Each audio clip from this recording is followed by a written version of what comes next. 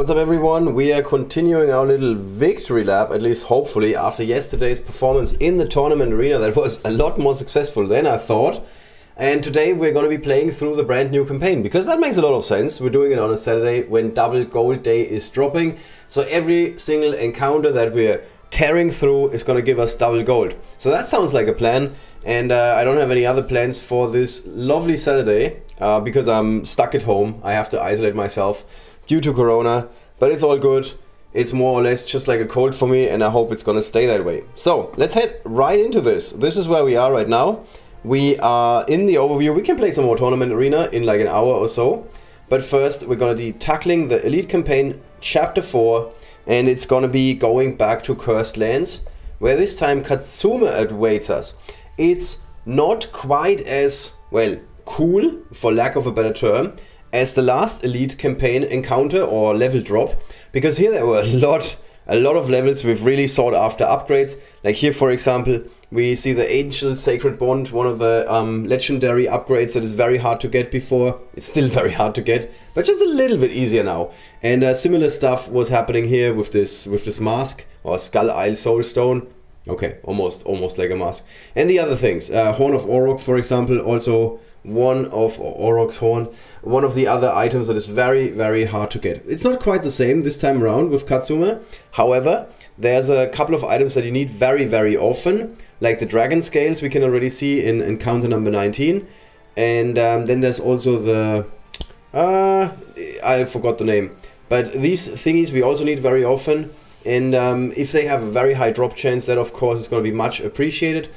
Normally for rare drops, for rare upgrades and lower, you have like a normal drop rate, like something like 50%, 60% maybe even, and then you get them twice. That's normally what happens. I think, I want to say Runic Bones of Northmark, but I think that's incorrect. Let me just find them. Oh no, I need them somewhere. It's everywhere really, but somewhere at least. Can I find them? I can't find them. Alright, here we go. These are, they are the Runic Bones of Northmark. Okay, here we go. And at the moment, you can only get them, best case scenario, with a 33% chance of dropping in the Great Desert. And this is going to be a bit different in the future, because now we have the Elite Campaign. I don't know what the drop rate is going to be like, but very good chance that we're talking about 50% or something like that. Should be 50%. Even when it's 50%, it's actually more efficient going to the desert, so it had to be 60%. Or you have a double drop chance. Who knows? Hey Nakko. Glad to have you back. Alright, with that out of the way, we also have a little quest that we need to do, which is Waning Moon Victor. Obviously, I reshuffled that quest, and this is what I got. There's next to no chance that we can tear through an Elite Campaign with only Waning Moon, guys. Although it would be fitting, of course, because we're going up against Waning Moon.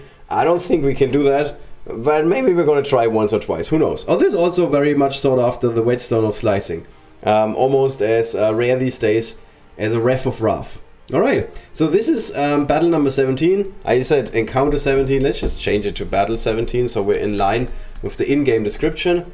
And then we can also rearrange Katsuma a little bit, because then her arrow is not shooting the description anymore, which I found funny.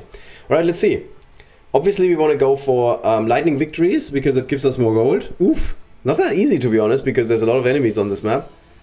And we have 4 turns, so that's good news. So my suggestion for this would be getting rid of the guys at the top with Tanamo. So much for Waning Moon. Then at the bottom, I think it would be smart to bring in Queen Akeshru. Yeah, we're bringing the big guns. So Queen Akeshru can take out one of the gunners. I want to play Bulmon just because he isn't maxed out yet, so that makes sense. And then when we have Bulmon and Queen Akeshru, it would make at least some sense to also bring Naevis, so we have a little bit more reach. And lastly, why not play Yasmin? Yasmin is really going to help us getting those lightning victories, because we can use an active for a second time, and that should really help us. Alright, so let's see. We're starting here.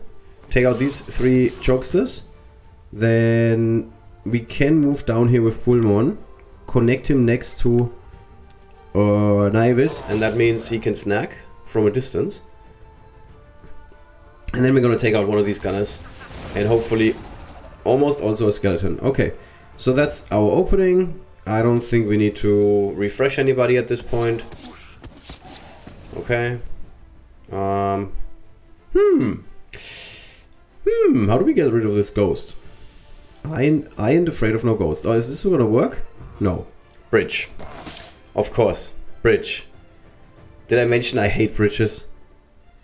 One day I'm gonna master the art of like running over or attacking over a bridge in this game. One day.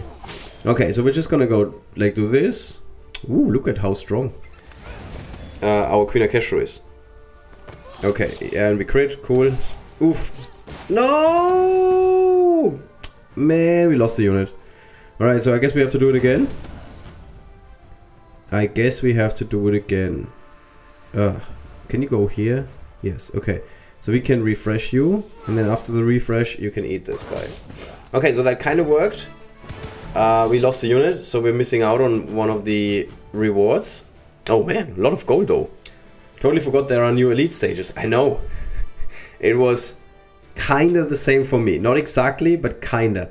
Okay, so our Bullmon movement was really bad. I have to admit, it was really bad because we couldn't step next to the enemy to eat them. So let's do this a little bit better, a little bit smarter. That's why we brought Naevis in the first place. So now we can snack without moving onto the bridge. That's way smarter. Why didn't I think of this at first?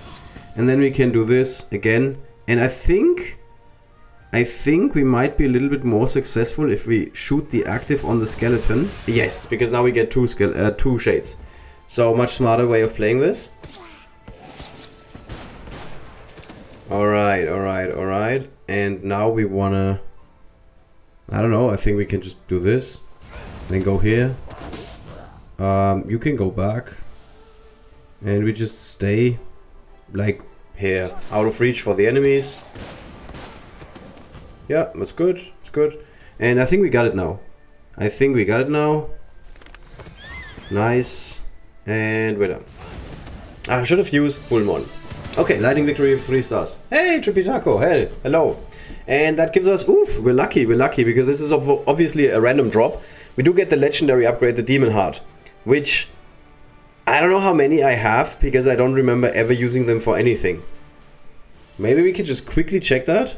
I'm really curious. I don't think you need them for anything, or at least I don't know yet. Demon Hearts. Am I blind? Oh, here we go. 12. Okay. So by the way, can anybody explain to me what the green plus sign means? Because I have no idea. Like, why is everything glowing green? Does it mean I need more of them? I mean, duh. Obviously, I need more of them. I need more of everything. But I don't know. This screen is very confusing to me. It doesn't tell me anything. That might just be me. But just some feedback for whoever's doing the UI. Hey Amma. Hello, hello. Alright, so that takes us to battle number 18. Let's hope we can do battle number 18 with just one attempt. This time we can get both a blessed balm of the order, only once, but guaranteed, so that's nice.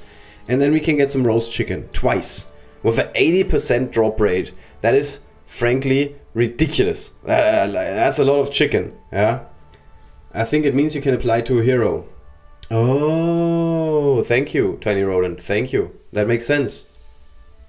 But I would argue that it's still a bit too much. It's a bit too much at the same time. Like, if everything is green, the green loses its meaning. We've been in this encounter before. I know this encounter. So the last time we were in this encounter, we were standing on these little 3 thingies.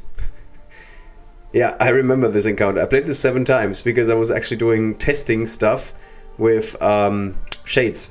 Shades don't move for some reason on this encounter.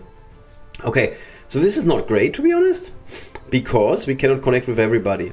I think here it would make sense to bring Grandma Bones, because these gunners can turn into summons, into skeletons. So that's good. Then, when we have Grandma Bones, we can play Accio. Now, bear with me, I know this doesn't make any sense, but we have this ridiculous quest. We have this ridiculous quest that we have to play Waning Moon only. And there's only 3 enemies on this map. We can only play 3 heroes on this map. So there is a realistic chance, although it's a low chance, that we can get a perfect victory. It doesn't need to be lightning victory. I'm in a giving mood today, I don't mind. We could get this victory and get the victory condition for our quest. So all we have to do now is hide behind skeletons. Okay, let's hope Katsume doesn't die to one shot. Yeah, good shot. Ah, nice, nice. Look at this. We can do this. Okay. Yep. Okay, another skeleton, another target for the enemy. That's good. And let's go for the active of Katsume and take out 1/3 of their armor. That was really impressive. Okay, Katsume, you need to go some. Oh, Jesus, you can't move somewhere. Why? Okay, Akio, come on. Hit. No. Is it hit? Nice, he hit Akio. Good move. We are working on our quest. We are basically shooting ourselves in the foot, playing some really weak units, but we're still getting a lightning victory with 3 stars. I'm really proud of myself. Well done, Katsume. Well done. Okay, I mean, obviously we've been carried by Grandma Bones and Akio. That's okay, don't tell Katsume. And 2 more roast chickens, which have a green plus sign. Everything has a green plus sign. Alright, so that was encounter number 18, which takes us straight to encounter number 19. So what's the drop rate here? We can get a Ritual of Protection, that's nice and appreciated. And with a 60% drop chance, we can get 2 Dragon Scales. Also much appreciated. There was a time when Dragon Scales was one of the most sought after upgrade items. I'm not making this up. Back when people were trying to work their units to gold rank 1, or if you are a new player, Dragon Scales are very much sought after. One of the most requested item in the in-game chat, when you can donate to other players, everybody was always like, oh, I need Dragon Scales. Yeah, how the times have changed. These days it's only Rest of Wrath.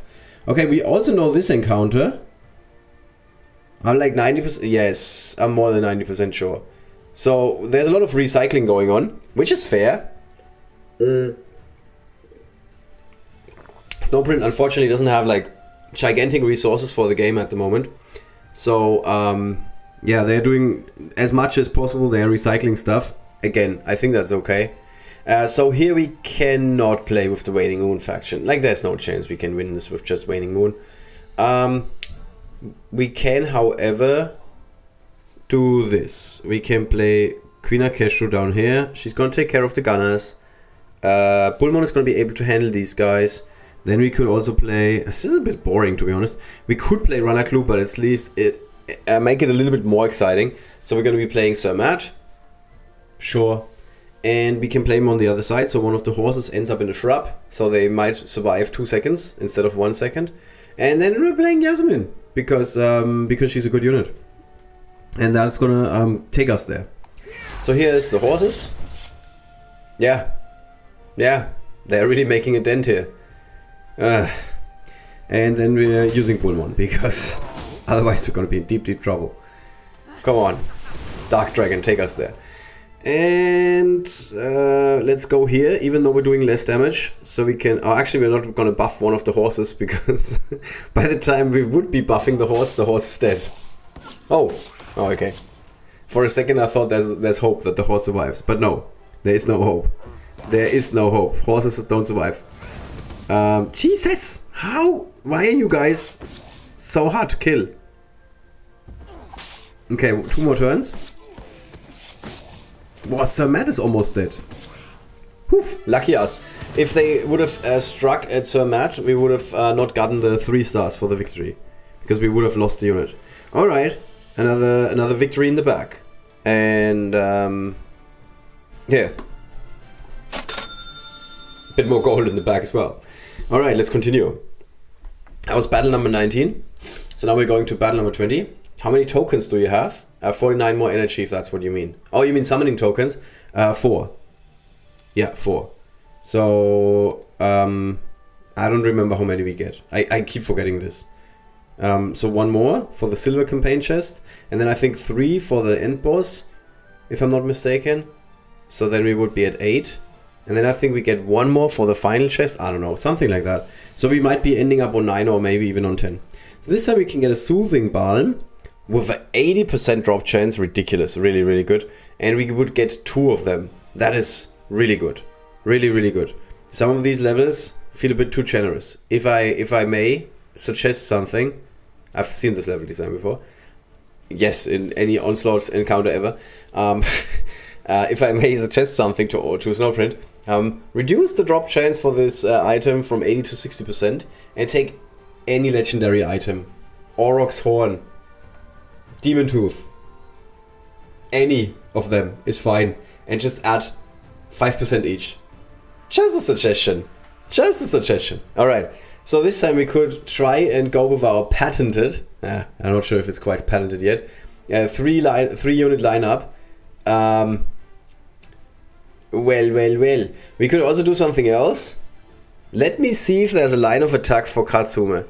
So Katsume could take... Katsume. What? Tanamo. Tanamo could take out very easily 4 units. Potentially 5. And if we play this smart, we get some skeletons out of this. Now, as you guys know, I'm all about playing smart. So let's give this a try. So we're playing Tanamo in the middle. We're playing her here. And then we're going to be playing Queen Akeshru for backup.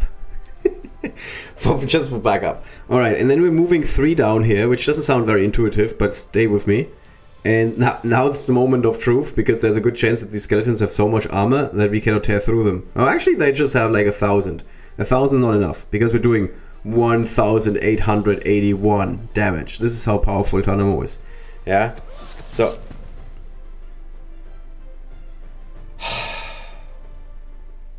Really?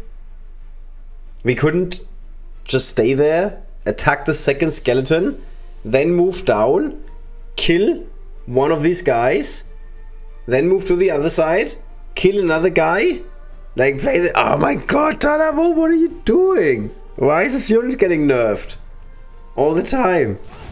Can we not just have like a strong female character in this game? I know I'm sounding all woke now, but why? Okay, well, we can still win this. Oh man, I'm so annoyed now. Oh, don't kill Granny. Oof. Every time I'm killing someone, I'm like, oops, I forgot about their passive. Or whatever it's called. I'm not sure if this is a passive, technically speaking. Alright, let's put some more shades on the board and some skeletons on the board. Man, this was like the most disappointing performance by any unit I've ever seen. I'm still mad at Tanamo. Crit. Oh, we still have the Dark Dragon. Oh, that worked like a charm. Of course he hits Granny. What a train wreck. What a train wreck. Hey Andrew, hello. Cinder exists. Yeah, I guess she does. Okay, so we have to try this one more time. Step number 1, bench Tanamo. Jesus, that was so sad. I don't even know. Okay, so let's play this a bit differently. How about Tokon? We're not using Tokon.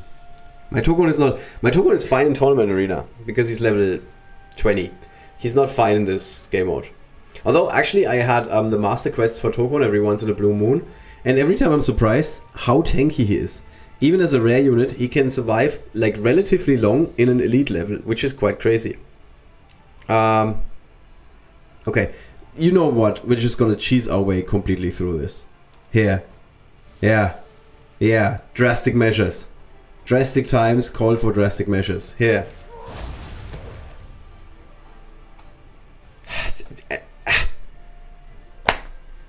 At this point, I don't even know what to say. What? Really? We got 1 out of... I don't even want to count. 1, 2, 3, 4, 5, 6, 7, 8, 9. 9 chances to spawn something useful. And the game decided to give us 1 frog? Really? What did I do, Snowprint? What did I do? Okay, let's take out the strongest guy here. Let's take out a gunner here. Let's take out this guy. Oh, I'll try and attack this guy. Not quite take out, but it's okay. Oh, frog party. Yeah. Yeah.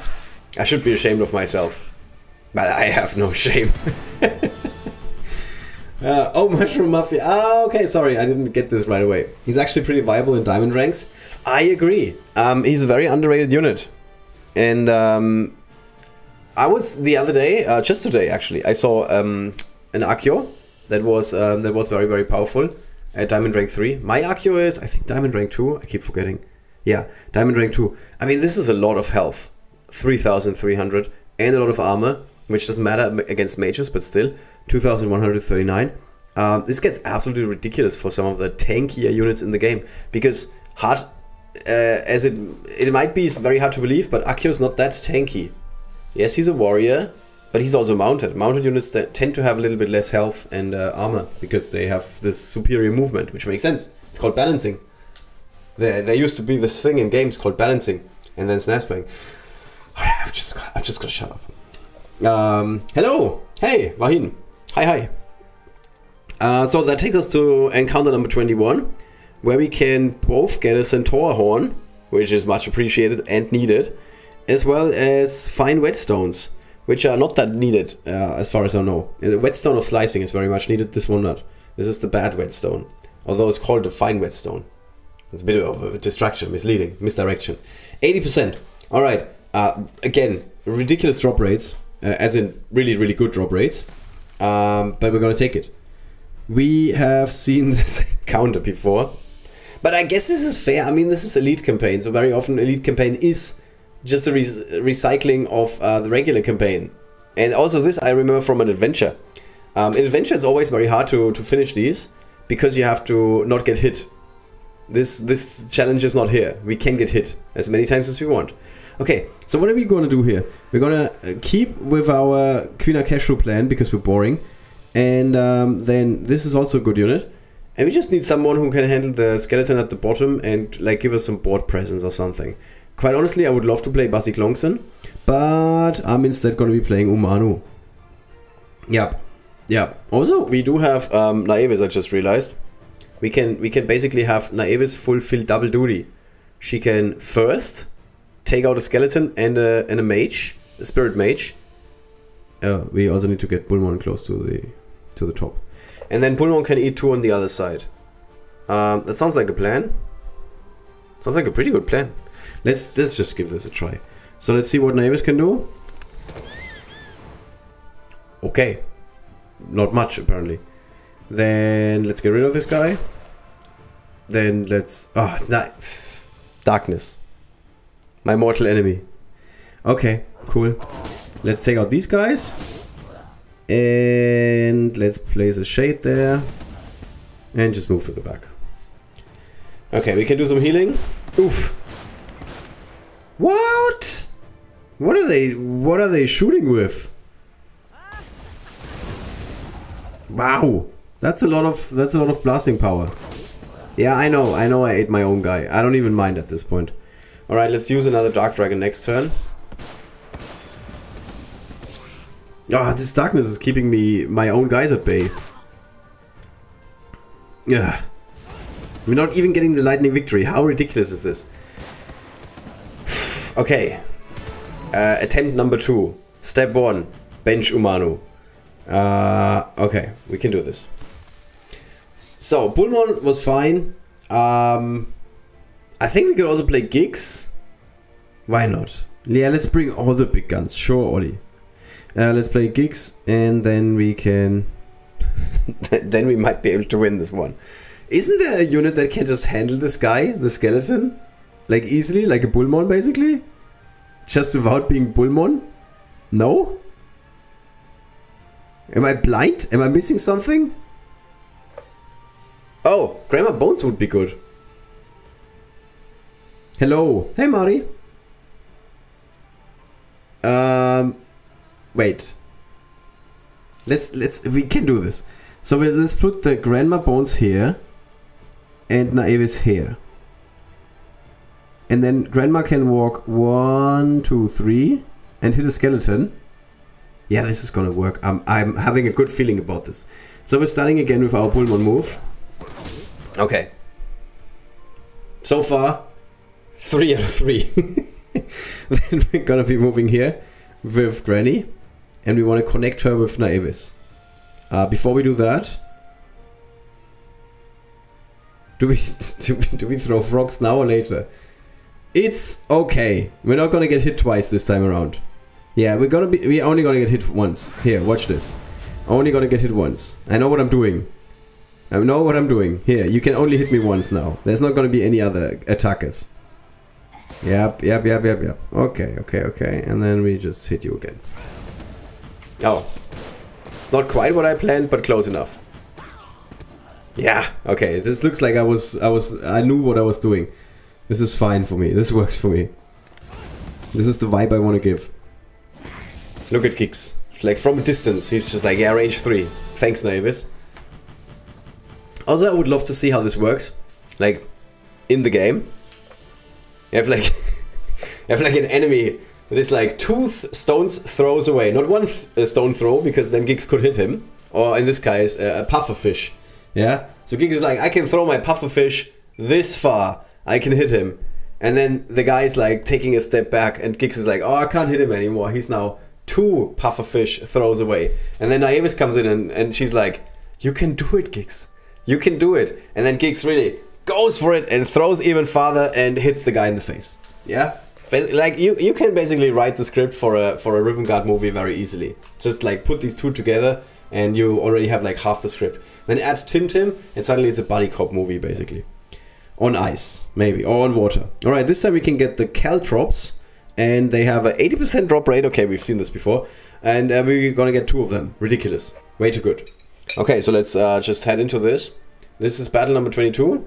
We have 5 guys. Not to be confused with the burger joint somewhere. And this now screams, finally! Finally! This screams that we want to go darkness. We want to go all in with the darkness team. So, we're going to be starting with Queen Akeshru. And she's going to place like darkness in the middle of the board. Then we want to be playing Umanu. I know the names of some units, okay? Just in case you're wondering, I know the names of some units. And then after that, obviously, Ranaklu. Also, I've seen this map before. We were starting in the bottom left, and the enemies were in the top right. I see you, level designer. I see you. Okay, and then we're also going to be playing Bulmon, just because he's a good unit. And Naevis, just because she can level up. There's nothing wrong with my logic here. So we can start with Bulmon, eat a skeleton. What did you have for breakfast, Bulmon? And he's like, a skeleton. Then we can go and unleash some darkness here. Not quite get rid of these enemies, but that's okay. Spread darkness all over the place. We could now waste, and in this case it would actually be a waste, the active of Umanu. But the smarter choice is to not do it, because they all have just like 180 health. And the active of Ranaklu is doing that. So they all whoosh, turn into shades. And that means we win the match. Yeah, flawless victory. Darkness everywhere. Also, I feel kind of bad. Like, I'm feeling like I'm playing the bad guys in the story. At least from what we learned in the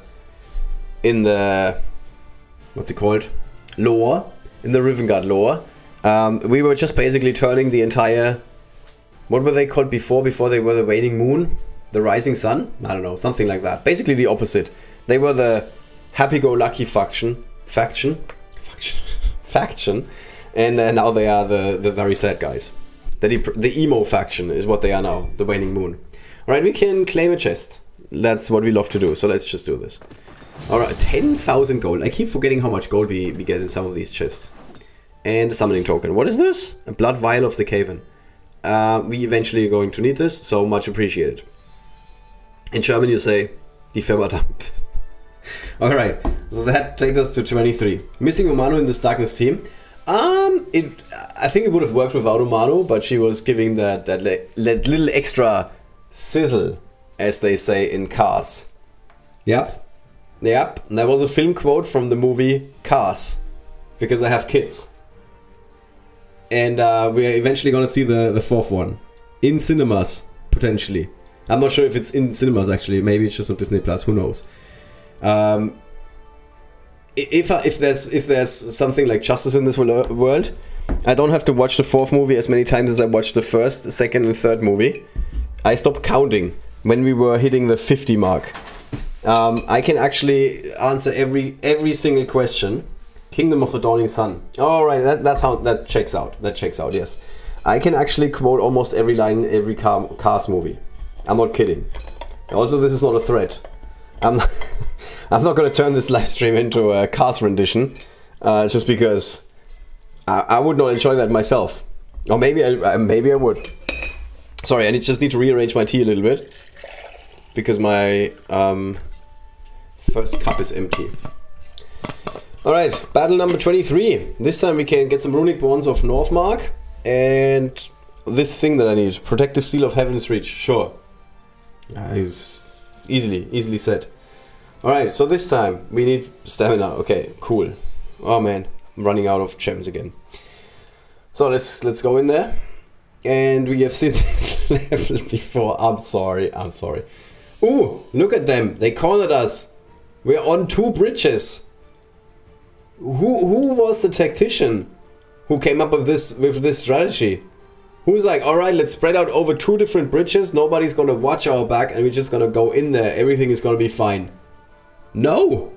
Everything's not gonna be fine. What are you doing? What have you been smoking? It's definitely not been Mr. Akio, who is like a renowned general. So this time we can place a flying unit here. And it's gonna do something for once in our lives. We're gonna fly between the 2 gunners. And yeah, actually, I'm going to point this out in a second. Okay, so this is a good start. Now the other question is, what do we do on the other side? Because I mean, we could just use the active of Bullmon for one guy, and then we can run out with Queen Akeshru to the top and shoot at the other guy. I think that works. Okay, so Tanamo's active is a bit of a weird ability because she's got this auto aim. If we were to move Tanamo here, and we attack the guy on the bottom right, this guy, what would Tanamo do? She would move into the shrub, because she always goes for the best attacking spot.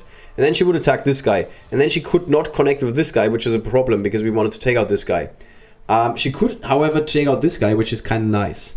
And that would then free up Queen Akeshru. She could move to the bottom. Also, if I had played this a bit smarter, I would have swapped around Queen Akeshru and Bullmon, and then Bullmon can have moved up. Okay. I messed this up a little bit, alright. But we can also do this.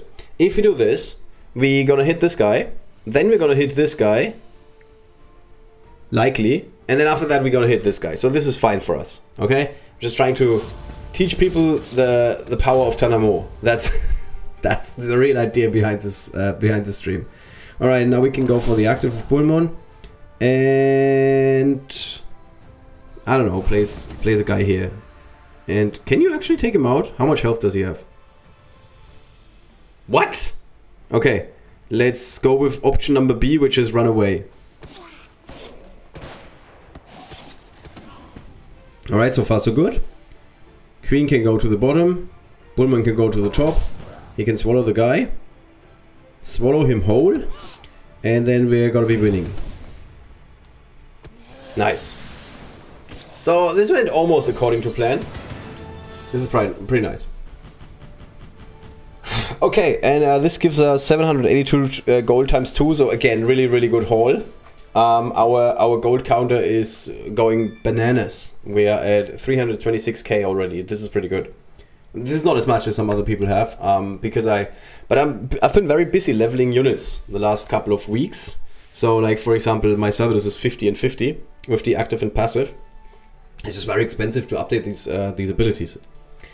Alright, and that takes us to the boss encounter, where we can get 3 more summoning tokens, which would take us to 8 summoning tokens, and then the final chest is going to drop 1 more summoning token. No! And that means we're going to be 1 short here. Yeah, this is how I feel right now. And then we're going to be 1 summoning token short of a 10 times summon. Maybe if we're super lucky, we can purchase a summoning token in the store. Ooh, 70 raid tickets for 210 gems. It's not a great offer. I mean, it's a much better offer than what we had before. Because before it was 10 raid tickets for 80 gems? 110 gems? I don't know, it was really expensive. It was like 10 gems per raid ticket, which I thought was ridiculous. This time it's 3 gems per raid ticket. That is pretty fair. And if the raid tickets show up in this spot, in the top left spot, which is the special offer spot, they're going to be even cheaper. So there is a chance that you can now purchase raid tickets for a fair price. And actually this is fair enough. 70 tickets for 210 gems is fair enough. I'm gonna give my sole stamp of approval that this is fair enough. It's not great, but it's fair enough. Before it was a ripoff. I'm sticking with that opinion. You could get 3 summoning tokens for 900 gems. Yeah, that's true. But then I would also feel bad as soon as I redeem them, because I know what's gonna happen. Every time I do that, I'm gonna be mad at myself afterwards. All right, last chapter, battle number 24. It's Katsume herself. Let's get it on. And okay, so we got 2 enemies at the top, so Bullmon is gonna be happy. And then at the bottom we have a lot of enemies spread out. So let's maybe use Queen Akeshru to take these guys out. Then we can move with Umanu, stun 2 of these guys.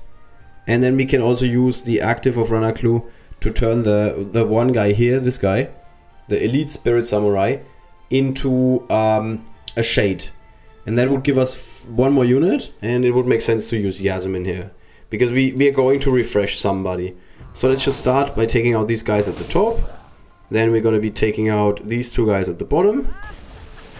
And we're going to be doing some darkness spread, like I said. And we could stun the opposition, but let's not do that right away. Let's first create another shade. Okay, sure, why not? And then we could use the active, but we would just only give like hammer time to 1 skeleton. So that doesn't really feel like it's worth it. So let's do that instead. So what's going to happen here? Well, what's going to happen is that Katsume is going to walk either here or here, and then use her active on this guy. And then the arrow is going to fly and annoy us and not kill anybody, because Katsume is a bad unit. So if... it's true. So if we want to circumvent that she's not running to the top, which is very unlikely to be honest, we would have to move Yasmin to the front. Since what would happen is Katsume is going to run to the bottom and then do her active, it doesn't really matter. So I would just say we're going to be using Yasmin here. We could refresh someone, but let's see what happens. I'm so good at this game. Yeah, and I actually, as I predicted, 100%. Katsume was using and wasting her active, as always, because it doesn't do anything. Such a bad active. Stop leveling this unit. Waste of time. Alright, and then we can do this. Nice. With a crit hit and another crit hit, and... oh, there's another guy. Why is there another guy? Okay, we can teleport. And... why not? We're gonna heal a shade now. This is how low we have fallen. Alright. Lightning victory. Woo! And that gives us 3 more summoning tokens. And potentially some Katsume shards, I guess. Potentially some Katsume shards. And another chest, obviously. So let's open this. And I think it's 20k gold. Oh my god. So nice. So nice. And some... ooh, it's a Vorpal Whetstone. Ah! I know this is weird if you're not used to this. If this is like brand new for you. The Vorpal Whetstone is roughly worth 5,000 gold in my estimations. All the legendary upgrades are so much sought after. I would pay 5,000 golds for one of them. I'm not kidding. I'm not kidding. Because at the current stage where we are in this game, gold is not an ending resource. Everybody has infinite gold. Speaking of which, we can actually play Treasure Breach in a second. Everybody has like infinite gold at the moment. So like being able to purchase legendary gear upgrades for gold would be much welcome. Sometimes they show up, like these thingies show up, like the Blessed Barn of the Order, and they cost like 2,500 gold. I pay that price every time. I'm not kidding. I'm not kidding. So yeah, like Nakko says, it is lucky. I am in agreement. So we could either play tournament and or we can also play Onslaught. As the title of this streams indicates, we wanted to play some Onslaught. So let's head into this. We get another looter soon. That is true, yes. So this is Onslaught, and then we're playing Grim Peaks. And it would be encounter number 1. She looks really weak. It's an interesting unit, is what I'm gonna say for now. It's a very nice way of saying. Let's see. Alright, the way this works, we've done this before. Yes, we've done this before in a past video. Let me just remember it correctly. So this is how it works. We got 10 summoning tokens per run of Onslaught. And for every unit that I lose, we're subtracting 1 of them. I think this is how it worked. Somebody correct me, please, if I'm wrong. And then at the end, we're going to be drawing 3 winners. Basically, after every Onslaught encounter, we're going to be drawing a winner. So if I'm losing 4 units, we would end up with 6 summoning tokens, which is not unlikely, unfortunately. And then whoever gets drawn at the end of this Onslaught encounter would get those 6 summoning tokens. Does that make sense? We've done this before. Someone can correct me if I'm wrong. It's been a while. Also, I'm sick. It's not an exaggeration. I'm actually sick. Alright, so Katsumu is kind of out of the... Yeah, Katsumu is kind of out of this. Do I have another... Don't forget to figure out who you want to honor. Oh yes, thank you. Which is weird, because yesterday I thought about this, and yesterday I was like, oh, I should tell people that they need to think of who to honor before I start the Onslaught encounter, and now I forgot it again. Thank you so much, Carly. You are correct. So, there's this great feature in this game which is called Honor Your Heroes. And we had one member of our guild going into Onslaught. He's like, oh, finally I'm going to get this badge for Cerberus. I don't know who he wanted to have the badge for. I think Cerberus. And then he finished the encounter, did not lose a single unit, and only played his 5 strongest units, and Cerberus is not one of them because he's not legendary yet. And he was like, oh crap, Honor Your Heroes works differently. Yes, so, Honor Your Heroes. One of the heroes that you brought to the battle. That's important. You have to play that unit. If you tag the unit in later, that's fine. But you have to have played the unit at some point. You can honor at the end of the fight. So, before you go into the Onslaught battles, have a look at your roster. So in my case, Cerberus, he's fine. There's nothing I need to do here. He's got all the legendary badges he could ask for. Geeks would be smart to honor because I can get an orb, I can get some shards, I can potentially get some laurels, who knows. But most importantly, I can get a legendary badge for Geeks, which would be much appreciated. So that would be a hero that is a really good choice for honoring your hero. Snazbang, good choice. Really bad in Onslaught, but it's okay. Good choice for honoring your heroes. Runner decent enough choice. And so on and so on and so on. Queen Akeshru, terrible choice. Yeah, she's already got 3 legendary badges and laurels like there's no tomorrow because there was a festival for her. And so don't honor Queen Akeshru if you're in the same situation as me. And so on and so on and so on. The most sense, in my personal opinion, is taking a unit that is not legendary yet, and then honoring them because then they can eventually get to legendary. So for me, my top choice at the moment is Voyasa. Alright? Because I want to be able to advance or ascend Voyasa to legendary status. That's what we are going for. Alright. Having that figured out, let's enter Grim Peaks encounter number 1. And quick reminder, we're doing a prize drawing after this encounter. Let's just quickly look at the enemies. So we have some skeleton warriors. They are diamond rank 2 and some undead gunners. But there's not a lot of them. It's just 2 and 1. Oh my god, this should be easy. And there's a couple of skeletons in round number 3.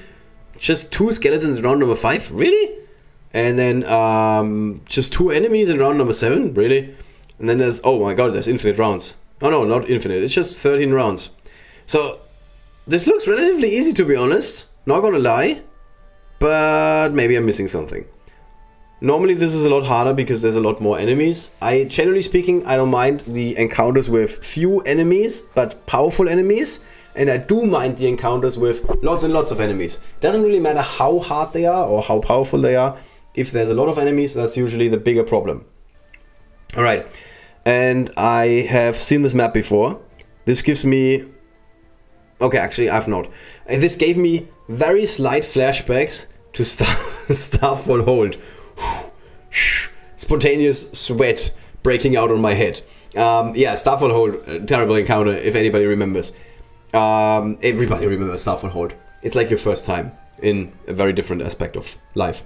Alright, so let's start with this absolute all-star team of Onslaught units, because they can absolutely crush it. So, activate the danger zone, and as we can see, we can move Dorga 1 to the side, that is fine. And we want to connect with someone with Runner Clue. Everybody else, please stay out of the range. And the other unit that can get hit, or that should get hit, for us, is our Voyasa. Voyasa is there as a... Exactly, as this. This is Voyasa's job. Get hit in the face. Sounds weird, but it's true. And then we can honk the alarm. And after we honk the alarm, we want to get the maximum darkness spread, which should be here. Why? So, I don't know, I've never explained this, I guess. Umanu can spread darkness, and she affects all the darkness tiles that are 2 spots away from her. So if you're moving here, she's going to be affecting this spot, because she put darkness under her own spot. This spot, that's 2. Then this spot, which is 3, 4, 5, 6. She's affecting 6 spots of darkness, so that's really good. If we were to move Umanu, I don't know, let's say here, we would spread 1, 2, 3, 4. We wouldn't reach this, and we wouldn't reach this, so this is worse. Okay? This is basically the math that you have to do. Generally speaking, as a rule of thumb, you look at the darkness tiles you have, and you just move Umanu straight in the middle. This works most of the time, without having to think about this 3 times, or more. Alright, then, before you pull the trigger on Runner Clue, also important, move other units that you can move out of darkness. So now we're moving Yasmin out of darkness, because we're gonna get 1 more shade. Yeah? Every shade counts. Shade lives matter. Oh, okay, I've got to stop. I think this is very offensive what I'm saying right now. So let's just move. I'm sorry, I apologize. So let's move here and just hit someone and hit again. And if we're lucky, we can take out the skeleton with the active of Runner Clue, and the other one we're going to turn. So that should give us lots and lots and lots of shades. Yeah, very precise number that I gave you guys. So we're in a really good situation here.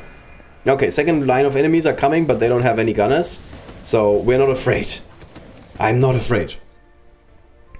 Why not directly below the skeleton? Oh, wow. Why not below the skeleton? I think we wouldn't have hit the spot that she was in at the very beginning. That's the logic. Alright, and then we can now move a little bit forward. We don't have to. I should have hit the skeleton. Oh, actually, he's already damaged. Like myself. And here it makes sense to stay in the back with Yasmin is her name, and refresh Runner Clue, because the next turn we can move Runner Clue somewhere and get us a second line of shades. Okay, so now we don't have anybody that we can touch with Runner Clue. That's good. And bad at the same time. So we're just gonna focus on building our shade army. In case you forgot, you can always check what's next. Jesus, only 2 skeletons. Wow. Okay, I think we're gonna be losing 0 units for this.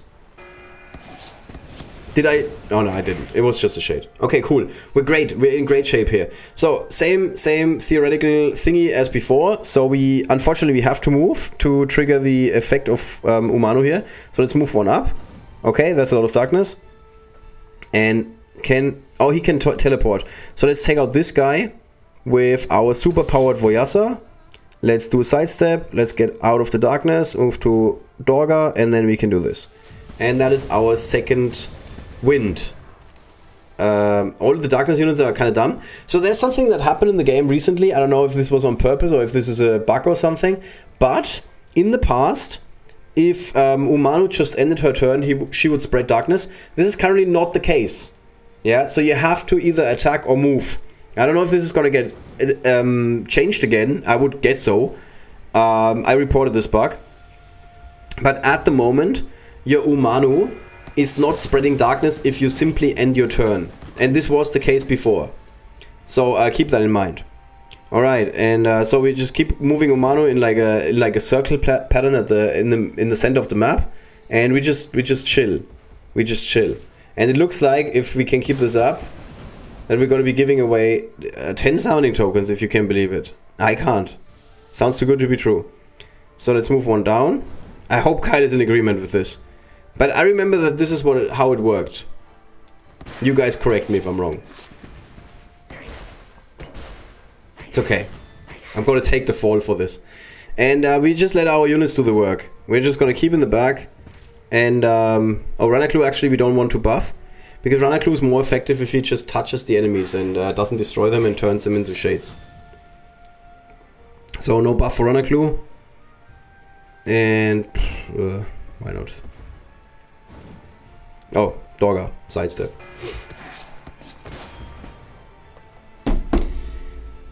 I should have checked if there's a gunner coming, I guess. Okay, so we unfortunately lost Voyasa to a high ground shot from a gunner. Now I'm mad at myself. That's okay. Did we only do one summoning token giveaway at the end? I think that's how it worked. Nice, crit hit. And okay, let's crit hit. Let's buff the unit some more. Actually, I don't want to lose Shun. Okay. Yeah, let's just stay in the shrub. Okay, last. Oh no, this. What was it? 13 enemy waves?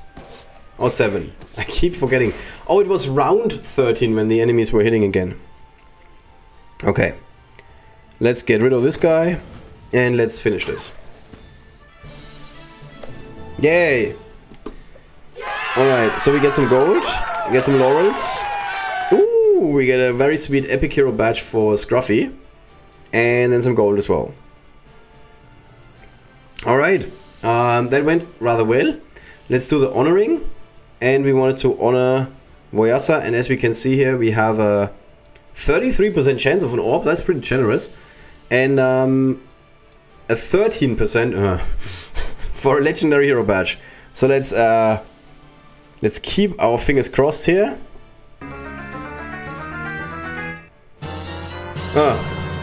Okay. I was kind of expecting there was something else, but no, that was it.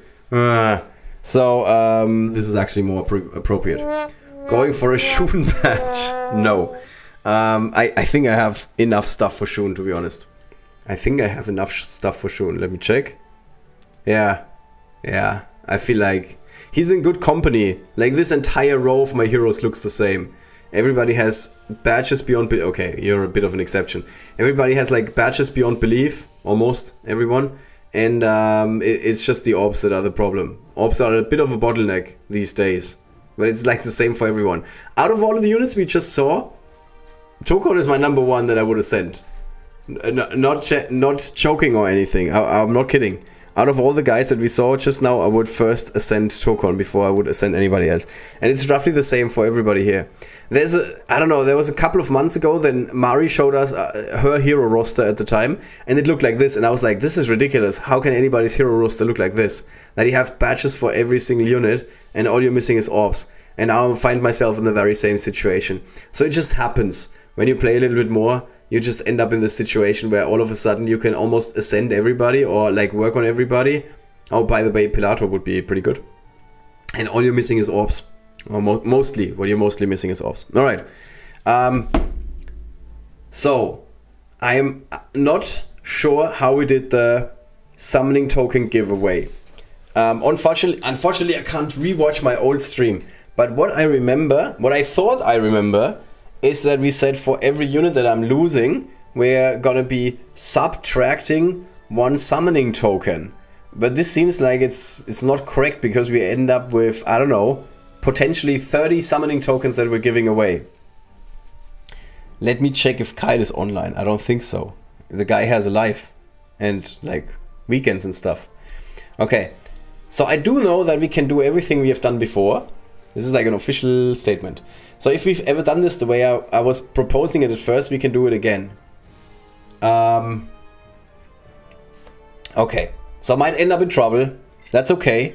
Then I'm just not gonna get any rewards for this video that I'm doing. That's fine with me. It's a bit early for Kyle. Oh yeah, that's true. It's 2 PM over here, so which means it's like 7 AM for him. Okay. Alright. So, I think this is how it works. Or how it worked. It's not like we get Onslaught very often, guys. Okay, give me a break. We're playing an Onslaught encounter. And for every unit I'm losing, we're subtracting 1 summoning token. And we start with 10. So since I lost 1 unit, we're going to be giving away 9 summoning tokens for the first time. If this is wrong, I strongly apologize. And I'm going to figure this out with Kyle. He's going to be mad at me, but that's okay. It wouldn't be the first time. Let's be real. So, if you guys want to participate in this giveaway, just post something in the chat so I can very easily take your name in. And I'm also going to be looking at the last couple of chat messages and try to put you guys in. So, I'm just going to start with Drew, who is Mushroom Mafia in the game, as he wrote earlier. I just went back like, I don't know, 40 minutes or something, okay? I don't have the full chat. So, apologies if you're not in there. Then just write something now and I'm gonna put you in there. Alright, so we have Trippy Taco. That's true again. Okay. And then we have Mr. Patel. Wahin. I think that's a Mr. I hope it's a Mr. Then Mari was there. 16. Very, very anonymous. And then Trippy Taco again. Nakko again. Tiny Ronan, of course. Yes. And Kali, who pointed out that we should think about who we honor. And Monster Mash. I think that's it. Anybody else? Anybody else? So, currently we have 9 people. Let me just get rid of this. Because then I can make it larger. Could you add me to the list? Yes, of course. Alex Demchuk wants to participate in the raffle. Of course. Anybody else? Tell you what, I give you guys a minute to post your name in the chat, and we're just quickly gonna go into Treasure Beach. Alright? So, if anybody's not on the list and they want to participate in the summoning token giveaway, the first of 3, just post something in the chat. And in the meantime, I'm just going to be killing some time. We're going to be playing through Treasure Beach very quickly. On our everlasting quest to try and get exactly the double amount of price drops, but I can never do this. I'm not lucky enough apparently, or I'm too bad at this. This is fine. We can step on 1. Can step on 2. So we already lost out on 2 double looter opportunities. That's okay. So okay, now we can actually start connecting our looters. So we can place Yasmin here, which means that if we now move here, for example, yeah, this is smart, then we're gonna get double gold. We also get double gold if we step on this tile, because this tile is adjacent to both Bassi and Yasmin. That's why we do it. And take out this guy. Alright, that's the turn. Here it makes the most sense, in my opinion, to go to the bottom, go to the top, not move all the way into the corner, because we want to keep our looters as close as possible to the good stuff. So we're moving here. Okay, we can strike again. Okay, this is really fortunate for us. We can get rid of this guy, run in there, because we're again adjacent to both looters. And then we can move to the front. Walk here. Get rid of this. Actually, that wasn't the smartest move, I have to admit. But that's all good. We have 2 more turns. Okay, this is the last turn. We can't get them all, no matter what we do. This is often the case. You're getting used to it by the over time. No worries. So let's first use Nimrol to take out hopefully more stuff, but okay. Then it would make the most sense. I played this really badly, I have to admit.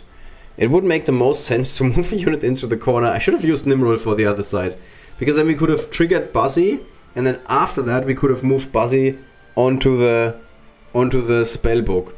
But I guess that's what we get for being a bad player. It's okay, let's just go for the active here. Yeah. And then we're done. This wasn't well played. I could have gotten 1 more loot action out of this, But it's okay. We still got 14k and 23k. Not bad. It's an okay haul. I've seen better. I've seen much worse. I've seen much worse. Alright, back to our summoning token giveaway. So Alex is on it. Vahin, one of the few people to get my name correct on the first attempt. Oh, thank you. I'm trying. And then Alex wants to be on there. Okay, Slivets. I'm sorry. Not in the business of name butchering. Okay, so that's it. And like I said, it should be 9 summoning tokens. Kyle might be mad at me. That's okay. Let's go down here.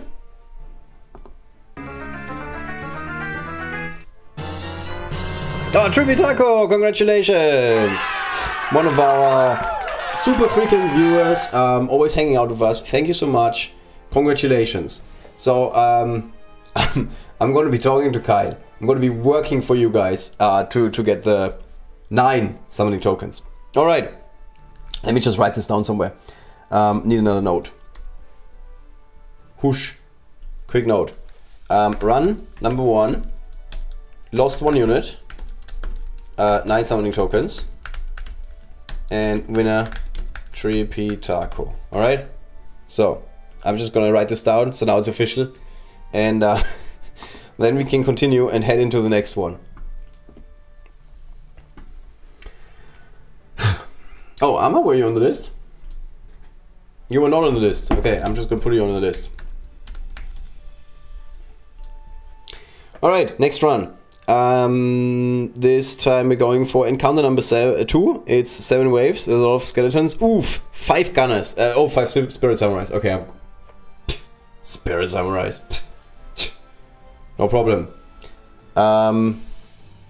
Where's this other file? Where did it go? Okay, so this is encounter number 2, and let's just quickly do this. We got a skeleton style 2, then we have samurais. I'm just gonna write this down for myself, and then we have gunners. After gunners, we have samurai gunners. Okay, samurais gunners. Okay. I'm too lazy to write this down. I'm just gonna write down the first couple of waves. Hi. Hey Matthew. I won yesterday, I don't want to push my luck. Fair enough. Oops, my other note is in the picture, in the frame. Alright, let's see where this is going. I mean, it's the same map. Map is pretty good for us. And... Oh, there's not going to be any gunners on the first turn. I should have paid like a little bit more attention. So actually we need to make sure that Voyasa gets hit, but only once. We don't want to lose Voyasa. Is there anybody else you want to play? Quite honestly, Bullmon would be amazing here. So let's maybe put Bullmon in the mix. And put him a bit more central. Yeah. I'm having a good feeling about this. Okay. So as you can see, the center skeleton, this one, can walk 1, 2, 3. So if he plays Voyasa here, this is fine. He can get hit once and only once. The other guys are going to be moving in. This guy's going to be 1, 2, 3. This guy's going to be 1, 2, 3. Okay, so we can then move Bullmon here, eat one guy, eat the other guy. And before we start eating, we can even go for Dogger shenanigans. So this sounds like a really good plan. Like I said, as far as I know, you have to move Voyasa to trigger her effect at the moment. So let's do that. And that's it. So that's our first turn. Enemies are moving in. Cool. Then we can create a lot of darkness. So let's... I don't know. Let's move a little bit to the side, maybe? We do not have to necessarily go for the... Oh, can we play this smarter so we get a bigger Dogger summon? No, because the darkness is in the way. Ah, that's a shame. Alright, let's move here. Then we can eat one more. But before... This is not supposed to be a rhyme, but it just happens. It just happens. Let's eat one more, and before, let's do this. And we're just gonna give ourselves one shade. Or no shade. No shade is also fine. I'm okay with no shade. We do not have to go for the active of Ranaklu right away. We can just control this game a little bit more now that we have a frog army. I don't see any reason why we should eat our own units. That's not what I was trying to say. But we can just spread more and more darkness, stay in the back, and eventually pull the trigger on Ranaklu if we have to.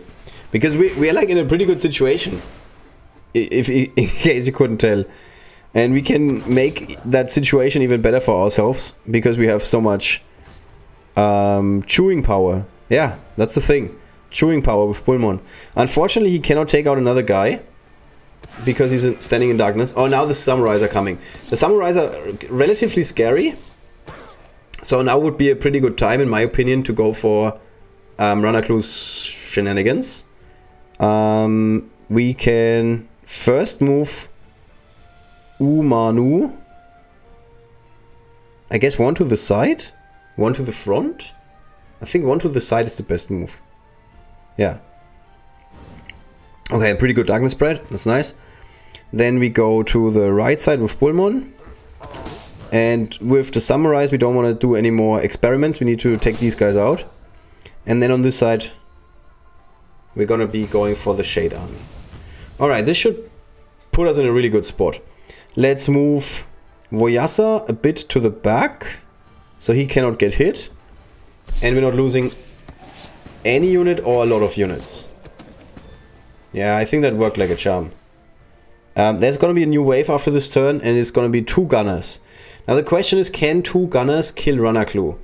The answer is potentially yes. And we're going to risk it. We're living dangerous. We're living dangerous. I'm not doing this to screw you guys over.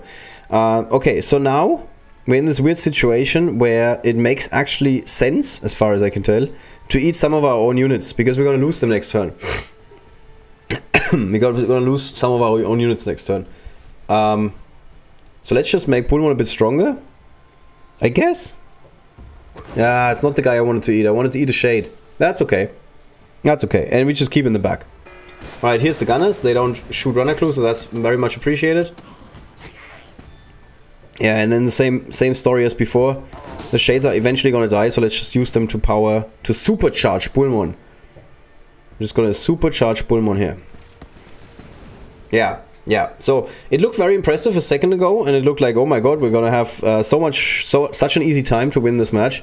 Now it looks a little bit different. We're still very much in business, but not as much as we used to be. Okay, here's the second wave of samurais. So where are we? We are in wave number 5.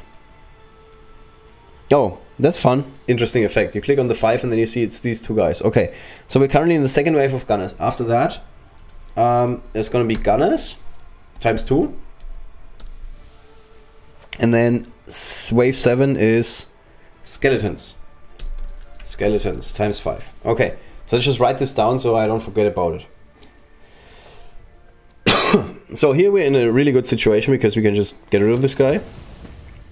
And Bullmon can go to high ground and just strike him down. Okay, we're good. We are really good here. We're doing well. Nothing else we need to do. Okay. There's no Shade that we can eat. So let's just keep sidestepping with Dorga and keep out of reach of the enemies. Bullmon can tank a hit or 2. Okay. This is the last wave. And they only take 2... Oh. Second to last wave, correction. Okay. So just have to hang in there for a little bit longer. But I think we're in really good shape here. What is it? Is it... I just wrote it down. Skeletons times 5. Okay, so we can move a little bit forward with everybody, actually. Because the skeletons cannot pass. You shall not pass. Our polearm powered frog warriors. Yes, that is a word. Polearm powered frog warriors. So here's the skeletons. 5 of them to be precise. Okay, and as you can see, they couldn't get past our polearm powered frog warriors. And they couldn't... Jesus, they were pretty strong, actually. But we are stronger. We still have this effect, which is gonna be nice, coming in handy here. There's no more enemy coming, so we just now bought ourselves a lot of time, 2 turns, to just take these guys out, and we can just like take them out one after another. We're just decimating them. And that's it. Yeah, that's it. Woo! I think we played this quite well. Didn't even lose a single unit. And we get a Hannah badge out of that. Okay, that's fair, I guess. You just want to screw us. The smart move was moving back with Lord Nakko. No. I was very confident that Lord Nakko would not get shot. I'm not trying to screw anybody. Please add me to the list. Okay. How do I write this? I'm not trying to be a douche. Just a second. Let's first try and get our bonus stuff for Voyasa. In case you're in the screen and you don't see anybody, I just want to point this out. So, as you may or may not see, you can scroll here. Now this doesn't make any sense because at the moment I only have 5 units on the screen.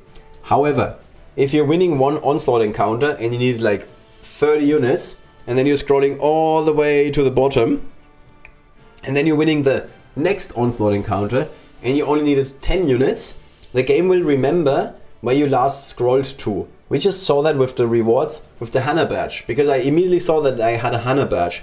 It doesn't start from the top where you see how much gold you got and what laurels you got, and then you scroll to the side and you scroll and you scroll, and then eventually you see that you got a Hannah badge.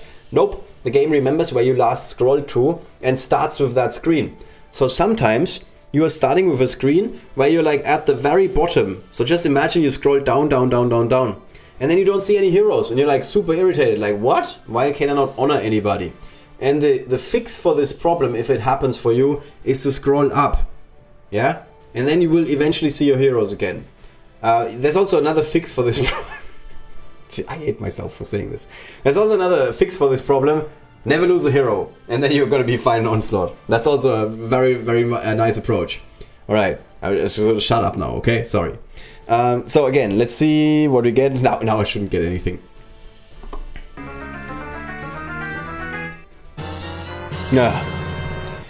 Okay, let's go back to the sound effect.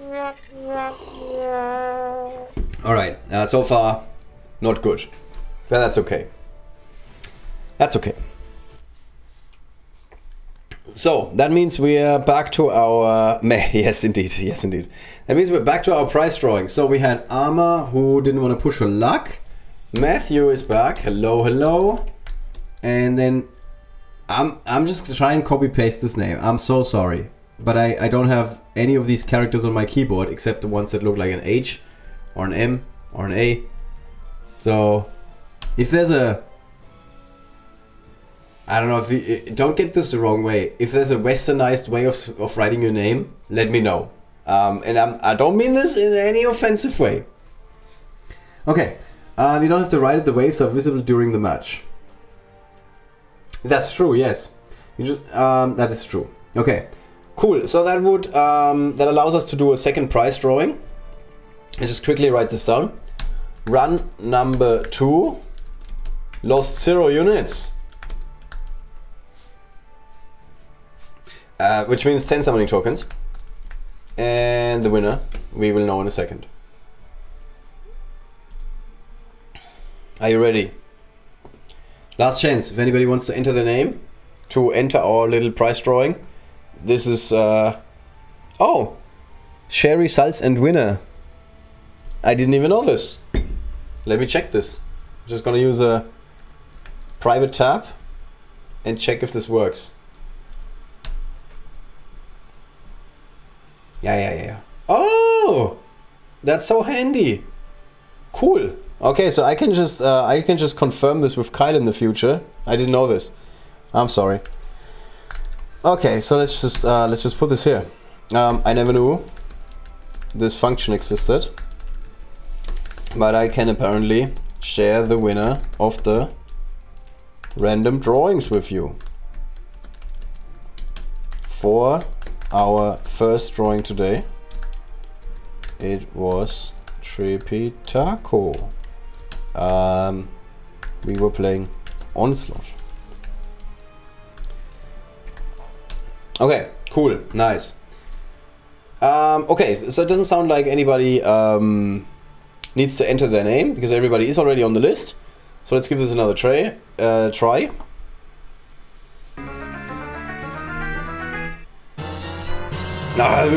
my god. Okay, Kali Crafter. Woo, congratulations! Totally messed that up with the sound effect and everything. But that's okay. Okay, we're gonna fix it in post. There's no post-production for these videos. Congratulations, Kali! Woo! Well done to you. So in theory, that should be, here we go. This is for the second prize drawing. Kali Crafter. The system I used was, we're starting with 10 summoning tokens. For every unit I lost, we subtracted 1 summoning token. I lost, just gonna write this all to Kyle. I lost 1 unit in the first run, so should translate to 9 summoning tokens. And 0 units in the second run. And it feels like I'm doing this wrong. As I think we might be giving away too many prizes. If so, I'm so sorry. I'm not exaggerating. I am. I'm really sorry if I messed this up. Let's hope that this is the way we're doing this, or we're allowed to do this. I mean, it's only Onslaught is only happening once in a blue moon, so it should be fine. All right. Okay. So that was run number 2, which takes us to Grim Peaks and counter number 3. And as Tiny Rodent said, we actually don't have to write down the waves. So this time we're going to be going up against a couple of Spirit Samurais, which is fair enough, not a problem. Then we're going to be going up against Gunners and Spirit Samurais. Okay, this is already a bit more challenging than what we saw so far. And then it just peters out. After that, 3 skeletons. Then 3 skeletons. Then Samurais, just 2 of them. Okay, whatever. Then 2 Samurais, but Gunners, not Samurais. I don't know why I can never tell them apart. They don't look the same. I don't know. It's an Ollie problem, it's not a problem of the game. It's just a me problem. Okay, so 2 Gunners, they're going to be a bit more annoying. So there's a decent chance we're going to be losing some units in round 11. But it's very late, so we should have like 500 frogs at this time. Roughly, rough estimate. And then in wave number 7, we're going to be seeing 4 more Samurais. Diamond rank 1. Okay, so this time they are less powerful than before, but there's a lot more of them than before. Given that they have this annoying passive where they do oh, they don't. They are not the elite samurais. They don't hit anybody when they die. So this should be relatively easy, to be honest. I think we'll just be going with the same strategy as always, which is start with Darkness, follow up with Bullmoon. You've just seen it in action, okay? This time it actually would make sense to go with Yasmin to refresh Ranaklu, but I think we're just gonna give this a try and see if we can do it this way. Oof, okay, so this is gonna be a bit more tough. But again, we can place you here. Dogger on the side. Bullmoon, like, as close as possible to the front. And here, okay. Wow, look at that one hit. Oof, that hurt. Okay, so we could do something with Dogger and move to the side here. But quite honestly, I'm not convinced. Let me see. So here's the plan. We're going to be moving with Voyasa to this side. Then we're going to be trying to take out one of these guys. Sure. Then we can get for a very big Dogger summon. Relatively big dog. Or not. Then we can go for Voyasa's effect. Okay, that's fair enough. Spread some darkness. Okay, shoot one. That's good. That's always good. And then after that, we can place Ranaklu here in the back, which is not the smartest strategy, to be honest. But I'm confident we're not going to lose Ranaklu because all the enemies are going to be busy dealing with shades. Stop hitting Ranaklu. Wow, did you see how Ranaklu like completely ate those attacks? Didn't even flinch? What is happening? He got hit twice. These guys are relatively hard to beat, as far as I remember. Oh, and also we almost lost Voyasa, but not quite. Okay, I'm just gonna try and do this for you guys, not lose a unit. Okay, if we move Ranaklu, Bulmon, we're gonna be losing our own units, so let's not do that. Oh nice, we can take out one guy here. Ah, but we're not gonna be spreading a lot of darkness. Let's...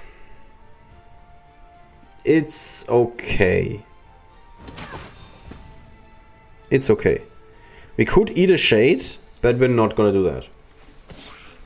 Let's see what happens. Come on, frogs. Grow. Grow up. Quick. Quicker. Grow faster. Grow faster, frogs. This is the first time that... Actually, no, that's incorrect. I was about to say this is the first time that any parent has asked for their kids to grow up faster. That's not true. That's exactly the opposite of what I was meant to say, which is that every parent always tells their kids to grow up faster. I'm not kidding. So we cannot take out this guy. We can, however, spread a bit more darkness. Oh, but if we do, we're not gonna get... Jesus. Let's just do this. Here, go away. Okay, we should be fine. We have enough frogs in the back.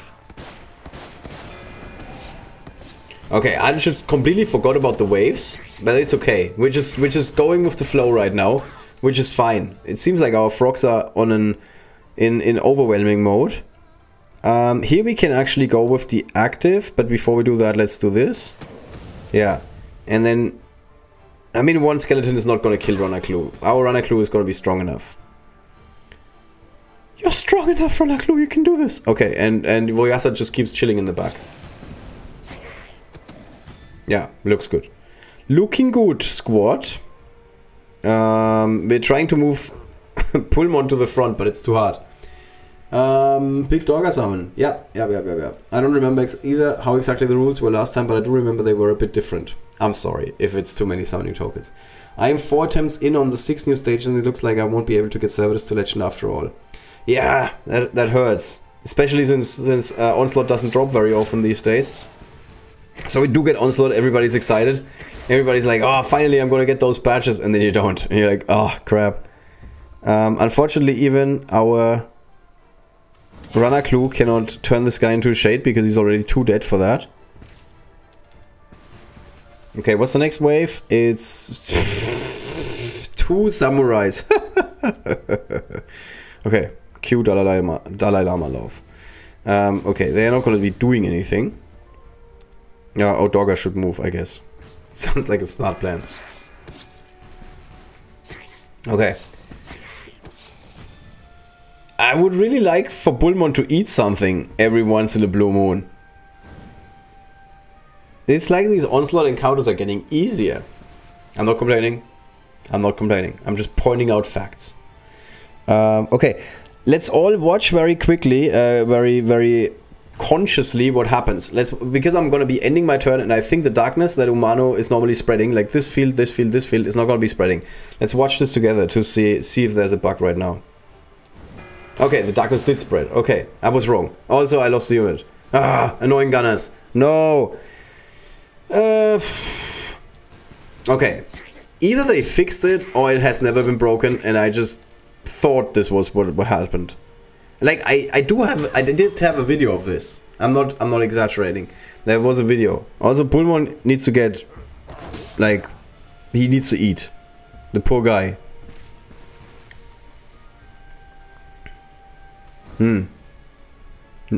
Okay, let's eat a frog warrior. It's fine. It's what the reef can do. I read the lore. I'm an expert in these matters. Can someone leave somebody alive for Bulmon to eat? No. Okay, congratulations to myself. So as you can see, last time we scrolled all the way to the left, so now we can see the left side again. And then we can scroll to the right, and this time we get a Katsume Epic Hero badge, which is nice, but it's not like I don't have any of them. Why are the frogs hanging in the back? The problem is, if the enemies die before the frogs have their turn, the frogs just stay in the best spot. They only move to the front if the enemies survive, and then they move towards the enemies. But if all the other units are first taking their turn and they take out the frogs just don't move. Which normally should just result in me eating all the frogs. Alright, so, no, that's not correct. This is correct. Also, this looks pretty good. We can get more stuff here. Why can we not get laurels? Oh, because if you want to ascend him to legendary, you only need shards. That makes actually a lot of sense. Alright. Third time is the charm.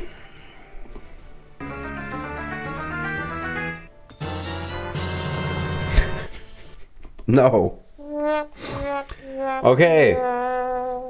It's not meant to happen today. It's gonna happen next time, I'm sure.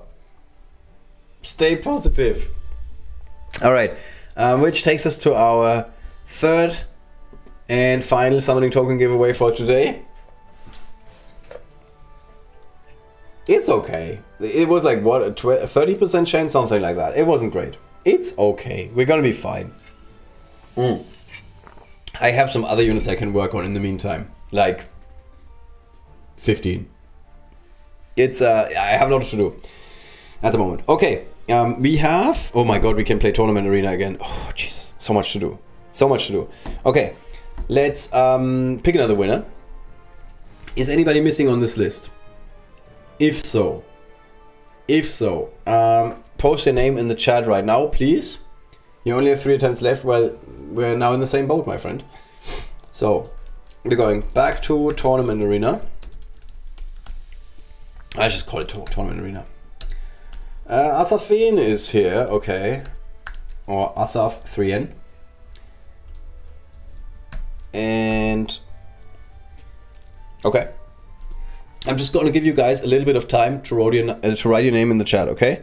Just going to killing a little bit of time. I'm not, just to make sure that everybody's got a fair chance to enter the last prize drawing. Here we go. See, Borsalino is also here. This is why we're doing this. Borsalino is also here. All right.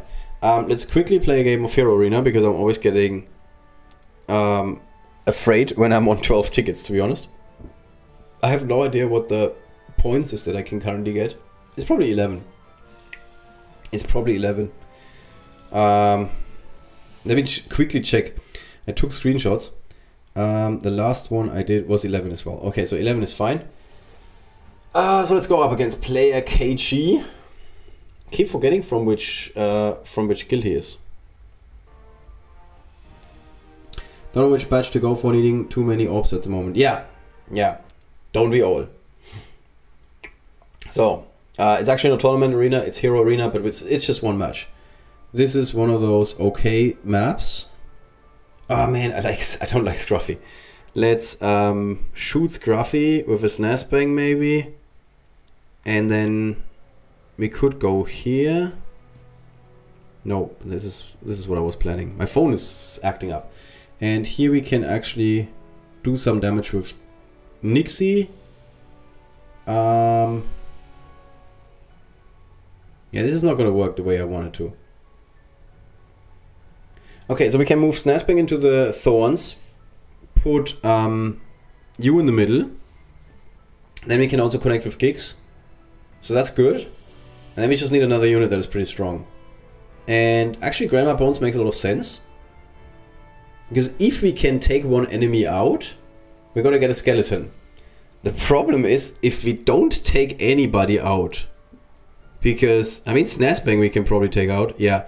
If we don't take anybody out, we're gonna be in trouble. That's okay. It's not gonna happen. Alright, so let's see. We're gonna move her here, here, here, and here. Is our lineup. Then we're gonna attack on this side. Yeah, there was this thing about Scruffy, I remember now, which is, he did something to summons. What? Oh, yes, right, he destroyed them. Okay. Good that I remembered in time. Okay, let's get rid of Scruffy. Yeah. Turn that into a summon. Pfft. Choke unit. Okay, let's do this. And then win the game. Expert play. I have a legendary Servatus. I got 28. 28 orbs. Get out of here. Get out of here, Nakko. Alright, so it doesn't look like anybody else is missing on our little Ruffle ticket. So Borsalino was on there and all the other guys I have. Alright, so let's just do another prize drawing. The last one for the day. And potentially the last one in any of these streams, because Kyle might be really mad at me, and he's like, since when are we giving away 3 times summoning tokens? What do you think about Scruffy buff and SNES nerf? Hey, Raisin is here. You want to enter our prize drawing?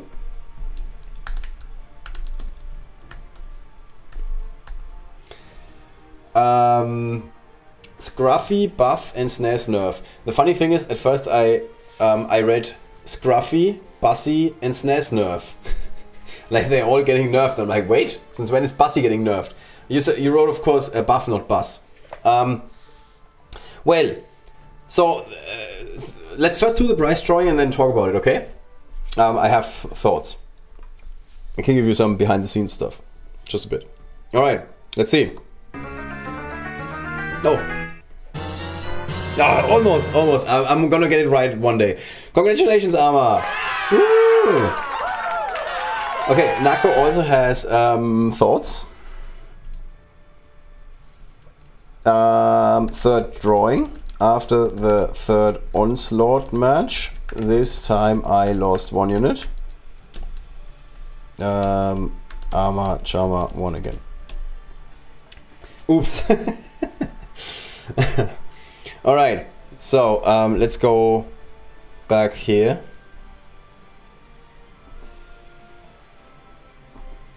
Sorry, I'm confused.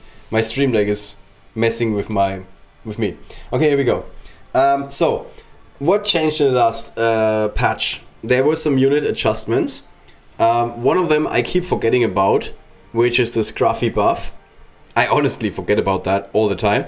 The other one is the one that most people are talking about, and that is the reduction of the damage that the Mega Shooter Mayhem, I think it's both the active and the passive, but correct me if I'm wrong, both the active and the passive of Snazbang are doing. So here's the thing. Snazbang is a broken ass unit. Yes, it's a glass cannon, but it's not exactly a balanced unit. So there's another unit that is very similar to Snazbang. It's Nimrol.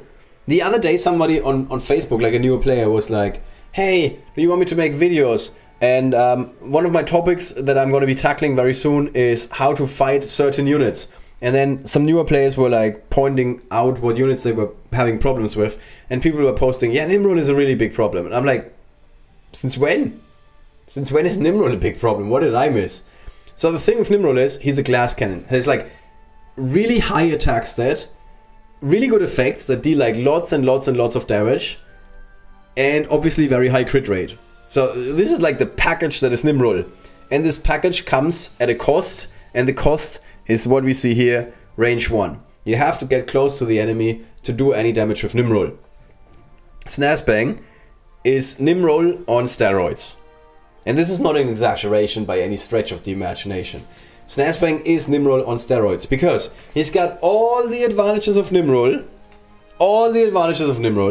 does infinite damage, high crit rate, really good effects, both active and passive, but he does have range 3. What the F?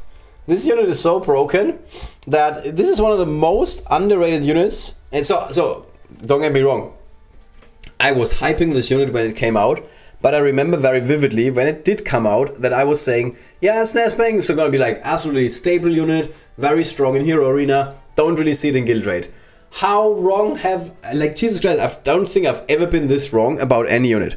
Now, I said some stuff about Nixie, where I was like, yeah, Nixie is good, but I don't think she's going to be making the cut for Guild Raid teams very often, because she's very useful with the tree that she can put and bait the dragon into certain nests, and also the life blossoms that she leaves you can use as breath bait or bait the dragon to jump into certain nests, stuff like that. So I saw some of the potential of Nixie, but I was like, I'm not high on this unit in Guild Raid. I was wrong. Why? Because very often Guild Raid is only about 3 units, really. And then the other 2 units are up to you. So very often you're going into Guild Raid and you have like a summoner, like a Giggs or a Dorga, or both. You have an Accio, because it just means you're doing 20 or 30k more damage at the end of the fight. And then you have some zone control, like Servidus, or any more damage dealers. But more often than not, you have 1 or 2 spots on your Guild Raid team that you can fill with whatever unit you want, depending on the dragon.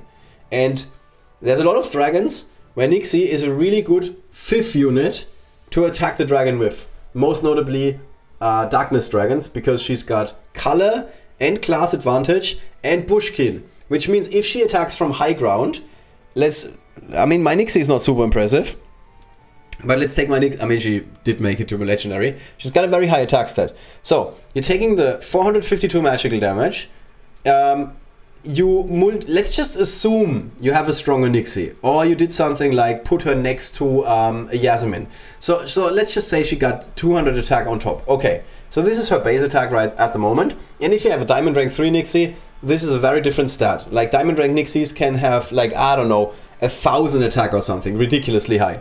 Then you got class and color advantage, which means you need to multiply her attack stat by 1.5. Then, against certain Dark Dragons, you have very easily high ground, which means you have to multiply that by 1.5. And then you can also stand in a shrub while attacking, which means you have to multiply that by 1.2. So all of a sudden, every single attack that Nixie is doing is almost doing 2,000. Almost.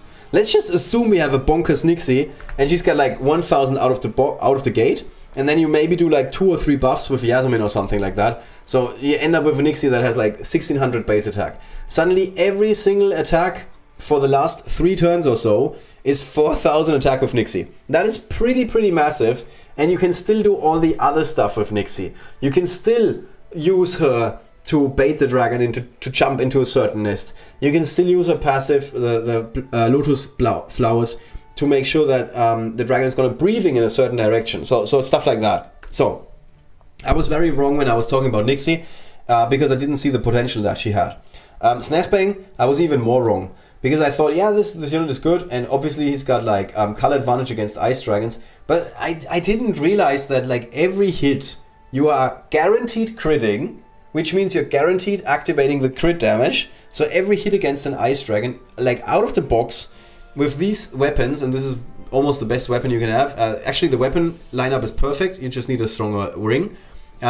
So every attack against the Ice Dragon is 805 physical damage plus 1831 because he's guaranteed to crit. And then on top of that, his passive is always going to trigger, which is 1599, and that is at level 50, obviously, at the moment. So every hit against the Ice Dragon out of the box, without him having high ground, without him getting buffed by Yasmin, without him having some traits like Bushkin or something, every single hit, every single time against an Ice Dragon is like more than 4,000 damage. That is ridiculous. And then because he does have color advantage, or the dragon has a color weakness, whatever, affinity weakness, he's doing double damage against the shield of the dragon, which is one of the most frustrating things about Ice Dragons. They have, all dragons have shield, but they block. You can just like tear through the blocks of the Ice Dragon and do a lot of damage. Like all of that already puts Snazbang over the top in guild rate, and then you add the active, which just gets stronger every turn. And then on the last turn you do like dramatic damage with this effect. So again, I think every nerf that you can apply to Snazbang doesn't change anything about the fundamentals of the unit, because he's guaranteed to crit against Ice Dragons, which is huge. Which means he's always doing 4000k even after the nerf, guaranteed damage every turn, which is gigantic. Like, it cannot be overstated how big this is. And then he's also got a ridiculously strong active. And as we just saw in this other arena game that I just played, he's as strong as he's ever been. Like, nothing has changed. Snazbang is a broken ass unit, super strong. Nothing has changed. Like, people are like, oh, I invested resources in Snazbang. I feel like I was wasting these resources. Are you out of your mind? Oh my god, the unit was like SS tier is now just S plus tier. Oh, I wasted all my resources. There is no other unit in the game that was living up here. It was only Snazbang. Like, there's other units that are like really good, like they are here, but Snazbang was here. Like, he's just been reined in a little bit. He's still like one of the best units in the game. Like, even if they apply another 15% nerf to both his active and his passive, I would still play this unit. It's ridiculous how good Snazbang is. And everybody who doesn't see that, I don't know. They haven't been playing for long enough, in my personal opinion. Why are 2 different swords for Snaz better than 2 life takers? Good question. Good question. So this is the... what I have right now is specifically against the Ice Dragon. Because we are playing against the Ice Dragon at the moment. because he doubles his crit rate. So you only want to have like just 50% because it gets doubled, so you basically have 100%. And if you were to give him more crit rate, it would be a waste. Like, he's guaranteed to crit. You don't need to over crit. You cannot crit twice or something. So against this particular dragon, or against any ice dragon, because he's got affinity weakness and the crit rate gets doubled, 50% is like the sweet spot, the best thing you can have in terms of crit rate.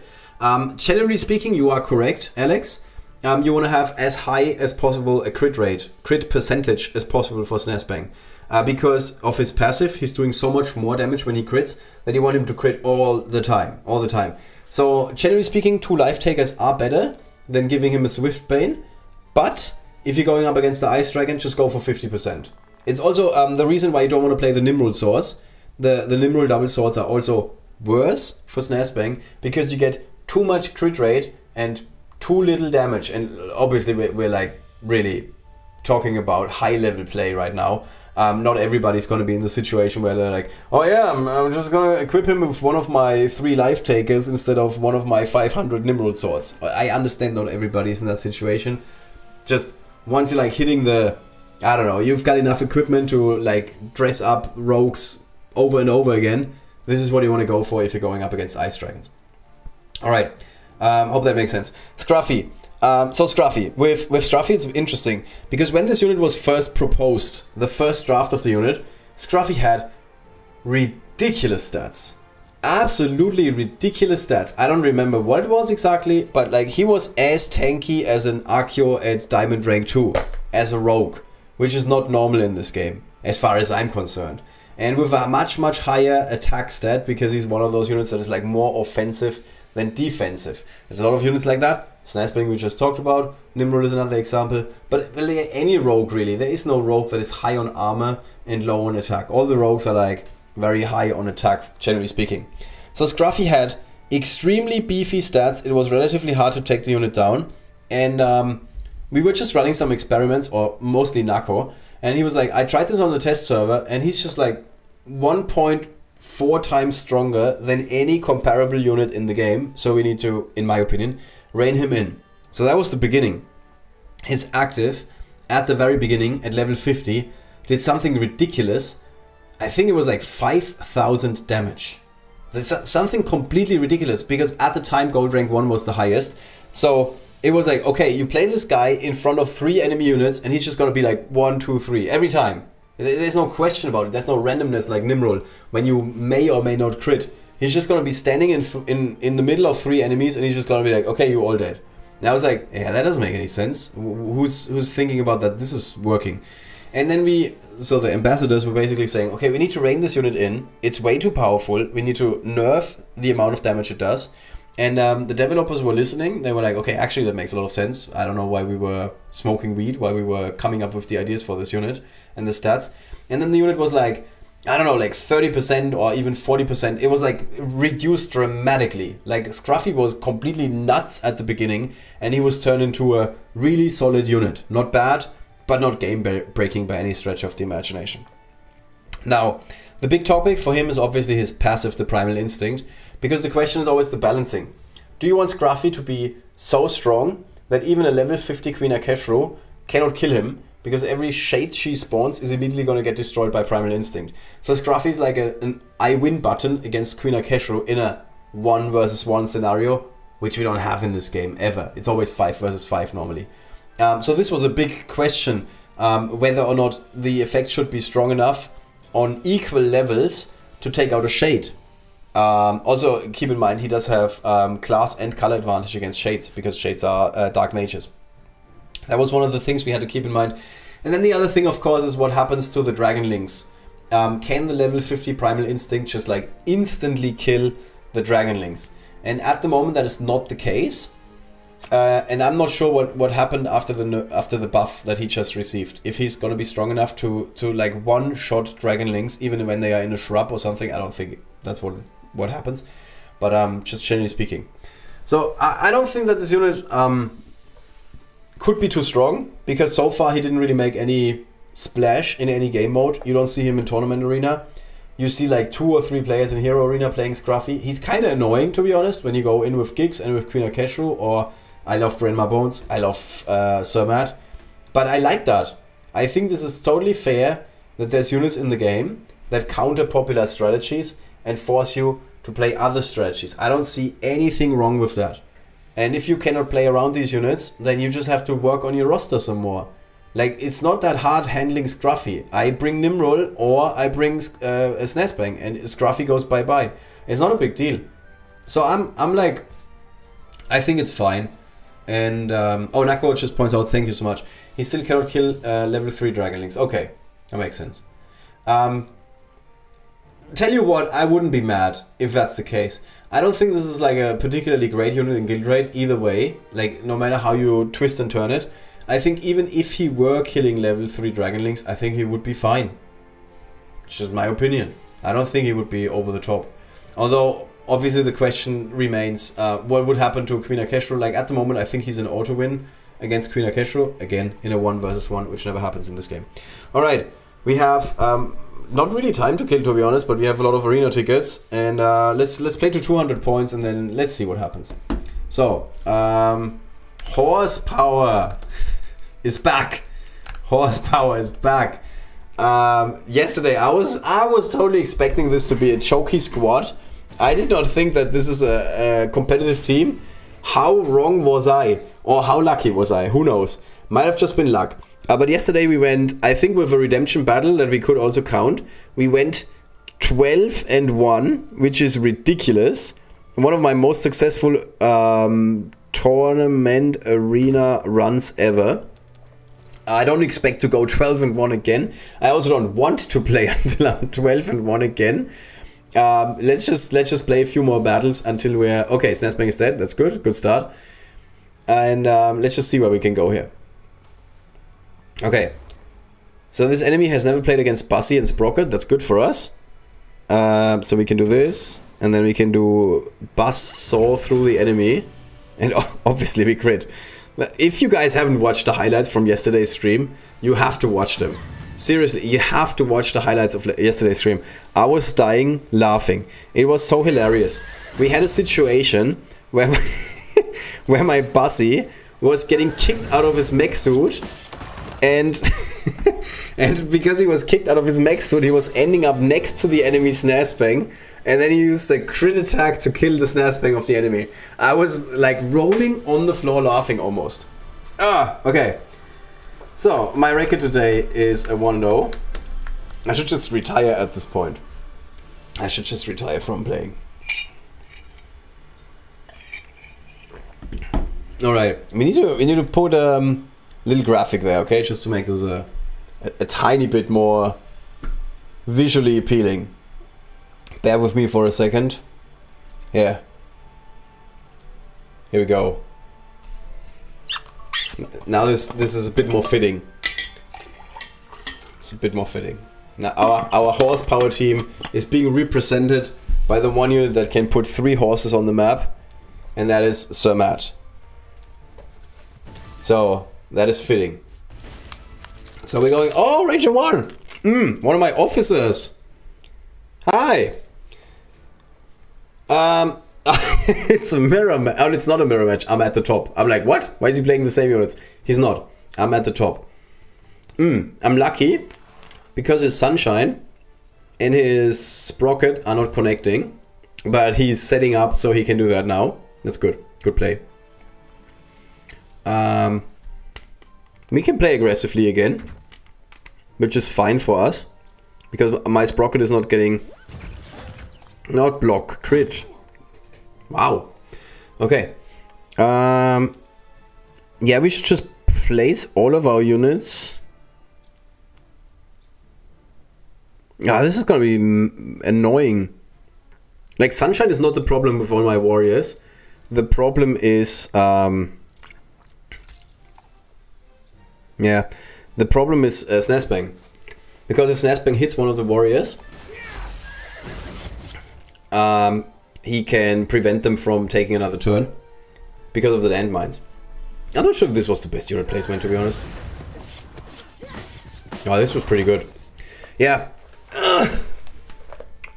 Pretty good for us.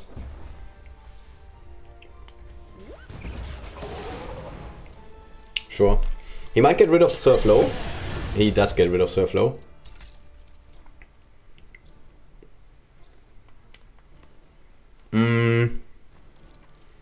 Okay. So let's try and hit him in the back where it hurts the most.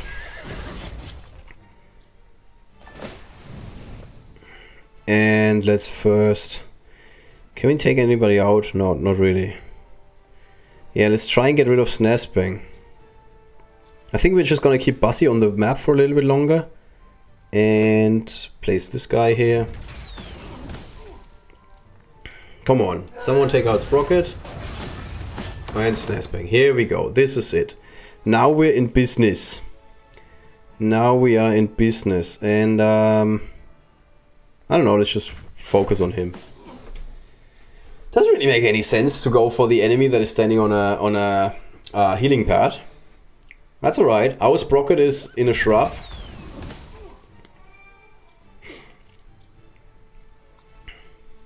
Can we run away from the killer robot? I think not. Okay. Ah, why are we not critting? I'm not used to this. Here we go. How many points do we have? 4. Okay, just one more. Here we go.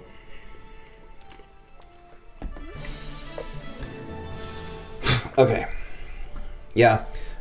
I mean, Sunshine is a good unit in this game mode, but against the Warriors, he's not doing that much. So that was really good for us.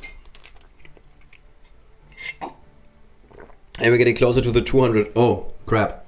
The disrespect of taking his title give him less points. Oh. I'm sorry. Apologies, Ranger 1. I'm sorry. I did not think of that at all. We need to get rid of some energy because very soon we're gonna get some more.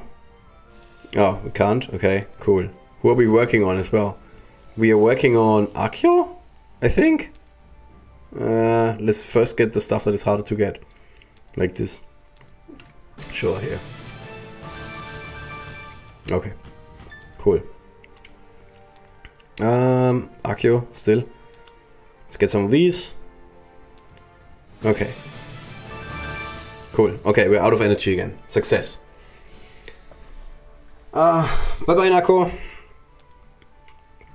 It takes so much time, these tournaments. 10 more tickets. What am I doing with my life? Don Tooney. I hear a Katsume. I see a Silver Road, which means annoying. Because you need to be careful with the stupid danger zone again. Man, really, if you want to drive me insane, just play Silver Road. But I guess this is true for almost everybody. These two guys can stay together.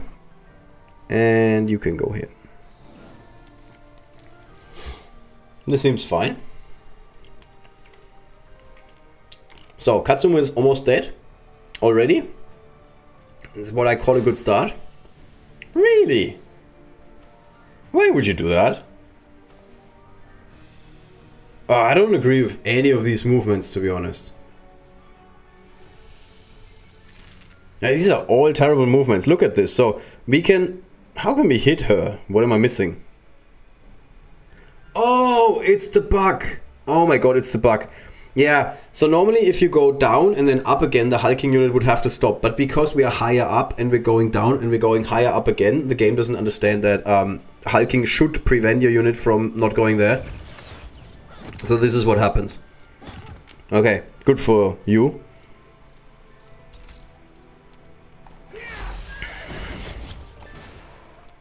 Okay, so much for my big mouth. Okay, nobody dies? Sure. And then we can get rid of this guy, or at least hit him a bit.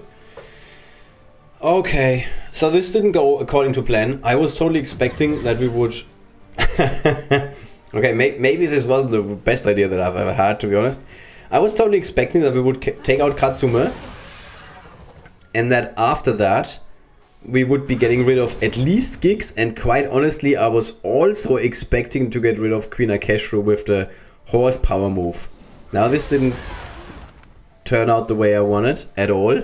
Oh my god, we also lost yet another unit. Man, this didn't go according to plan at all. Oof. Okay, so we can get 1 more point. 2 more points. Let's see. If we wind up Buzzy. Okay. That's 1 more point. That's 1 more point. Oh, we're good. Yeah, okay. Could have still killed Giggs. But, again, aggression wins games. Just go in. Just go in. Go bam, bam, bam. And capture some points. That's what we're playing. It's our strategy today. And yesterday. Alright. Who next? Prokurator. Hi. So we're playing against the Buzzy. Okay. So we have to be a bit more careful here.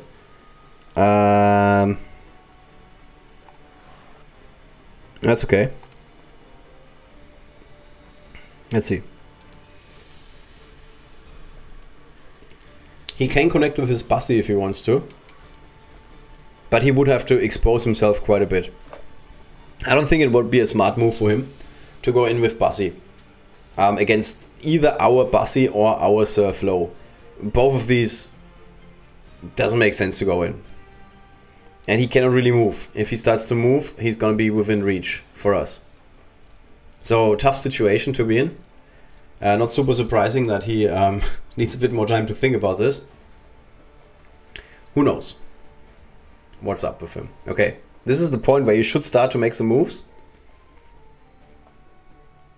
It's okay. I can do this all day. Okay.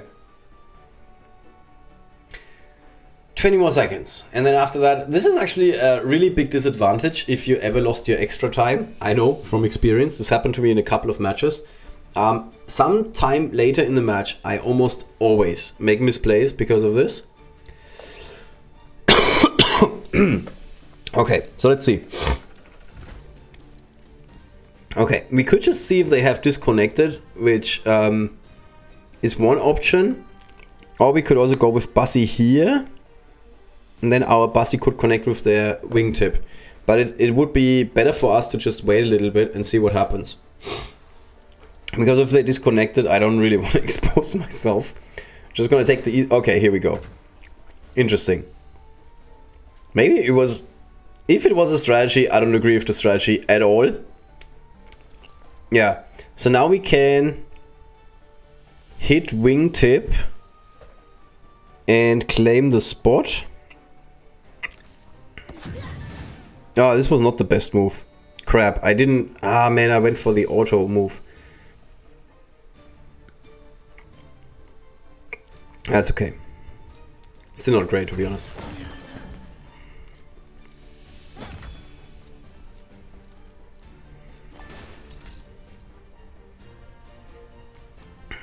Okay. Not great. Not great. It could have been so much better. If I would have attacked with Surflow from the high ground, I could have then moved Buzzy in a way that he would have hit the enemy Snazbang. Oof, losing my Buzzy here that quickly.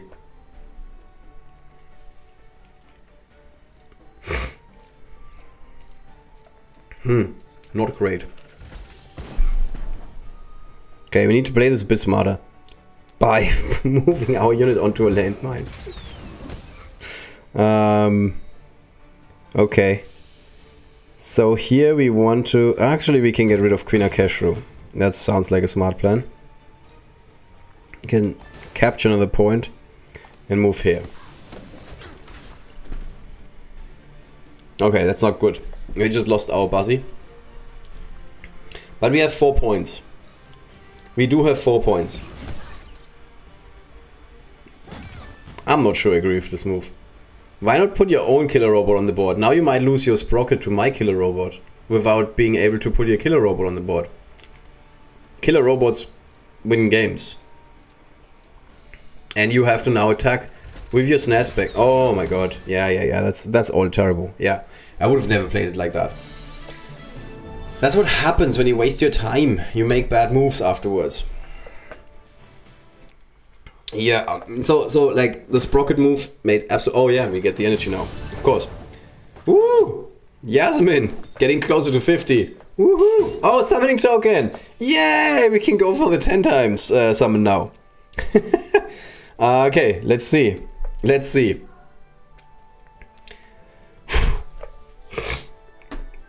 Keep your fingers crossed, guys. We had so much bad luck in Onslaught, we're gonna have something good now.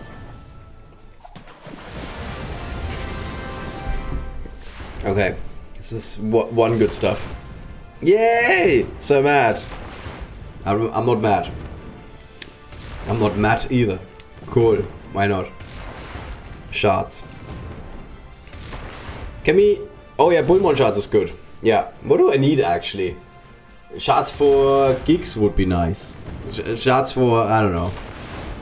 Oh, not another one. Yasmin shards. Yay! Lots of shards for this guy. And an orb. Okay, cool. The saving grace is the orb in the end. But the Bullmon shards are actually much appreciated. I think there's a lot of stuff that I would like have needed. Laurels for Cerberus would have been good. Yeah, laurels. Always laurels.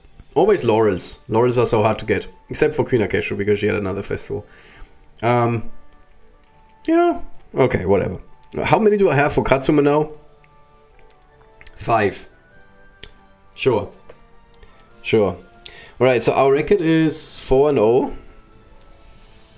Let's go again. Here we go again.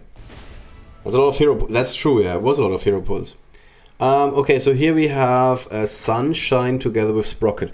So Sunshine can go 1, 2, 3, and then 1, 2, 3. So if we place any unit here, Sunshine can connect.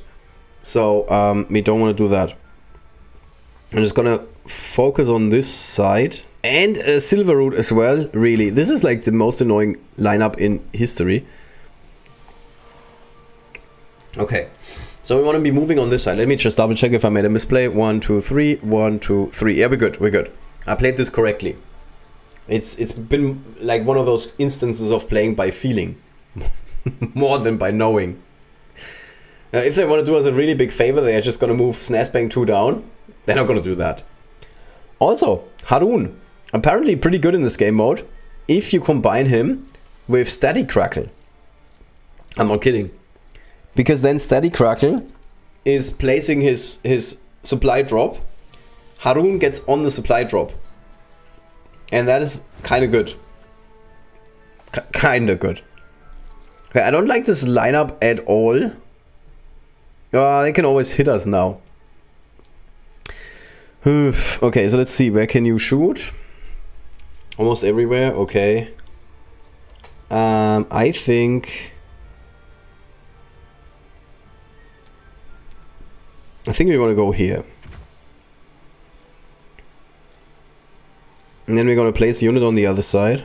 And then we're just going to spread out our units a little bit. Just so... Yeah. We're just going to spread out our units a little bit. Just so that if Sunshine moves in, Sunshine cannot do a whole lot. I think that's an okay idea. Because we can get hit. Once. Twice. Thrice. Of course you crit. Yeah, it's not gonna take her out. It's a strong girl. Girl power.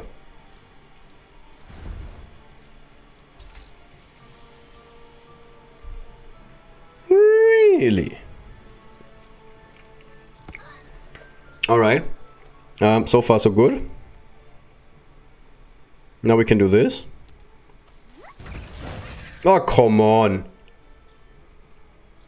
Go away. Cool. So this guy has been taken care of. And you guys are standing in the waiting. Here we go. So we are 1 unit up. So far so good. Next move by the enemy. It's gonna be Snazbang.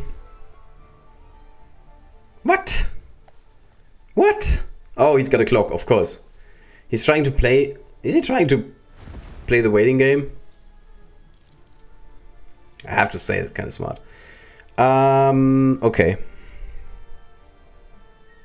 Okay, we have to move in. We're just gonna lose this if we wait. Okay, Snapbank can go here. I don't like this at all. You can go all the way here. You can shoot all the way until here. Okay, not great. I have to say, not great. Don't forget you can use Brocken on enemy mechanicals like Sunshine. That's a good. It's always a good reminder. Always a good reminder. We need to be able to connect with the horses. Otherwise we're not... Yeah, this is fine for us. Mostly. I think we can get rid of the enemy's Nesbank now. So how much is the landmine doing? 41 damage. She's got 43. Okay, so we're safe. But there's no point in repairing him. But if we move forward...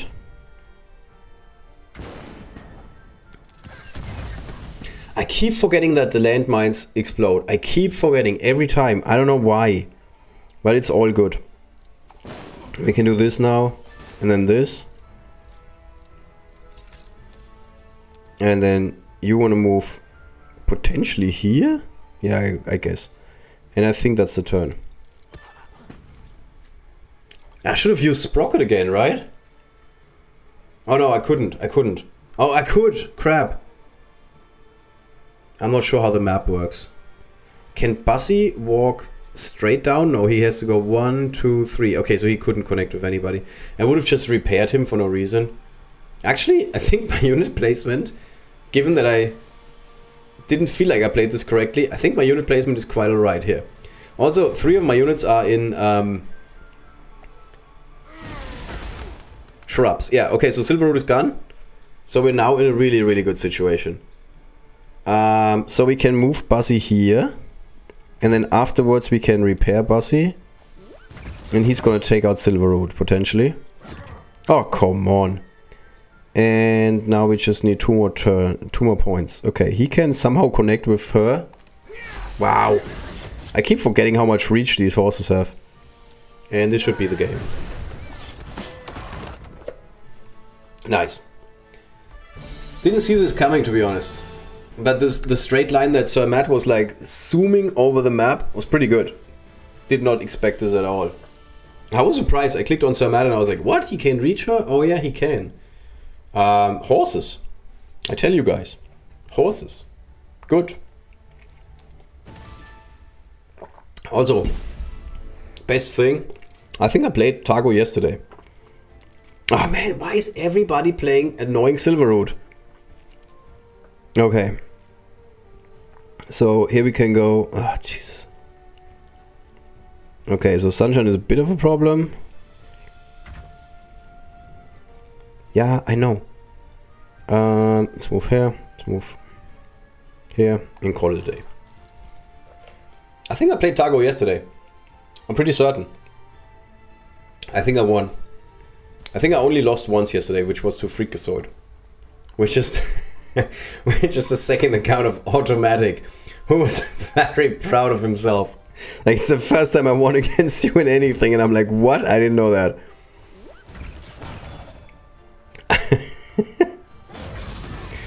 Okay, so this is a good start, obviously. We can still not use the danger zone. But as we can now see... we cannot see anything. Stupid Queen Akeshru. So much reach. All the other guys are kind of not dangerous. That's okay. Just keep waiting.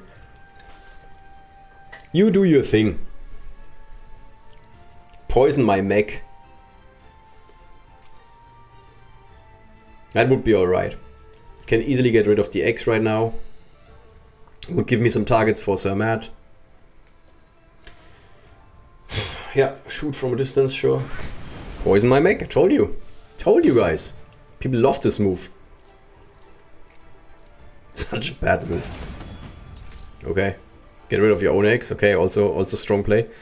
Okay, let's see. So we can go here, put horses on the map. We're just gonna get rid of 2 of these chokes. So let's start with that. Okay. Then we can put the mech on the map, which is really gonna give us the win in the long run. Get rid of gigs, of course, yes. And then let's hope that one of our super-powered, supercharged horses is just gonna go for Snazbang. Nice. And capture another point. And that's the match. Because they now have to take out everybody in our team or they lose. Because we just have to catch another, or capture another point. There's also a chance I could have played this a little bit smarter. Moving any other unit onto, onto a pattern, a conquest point. But it doesn't matter. Did I even lose a unit? No. Okay. Nice. 6-0. I'm not sure how it went yesterday, but I think Targo doesn't like me anymore. I think I played them yesterday. I hope. If not, I'm sorry. I can't read that. Knoyok. Knoyok. Okay. It's probably not how you say it. That weird looking N is probably, I don't know, a Q or something. And the K is probably an R. I don't know. Cyrillic letters, really weird, confusing for me. Hi. So this time we're playing not against Silverroot, so that's a win in my book. And we are playing against the Bussy. Why would you lose your Sprocket on purpose on turn 1? What am I missing? So we can move here.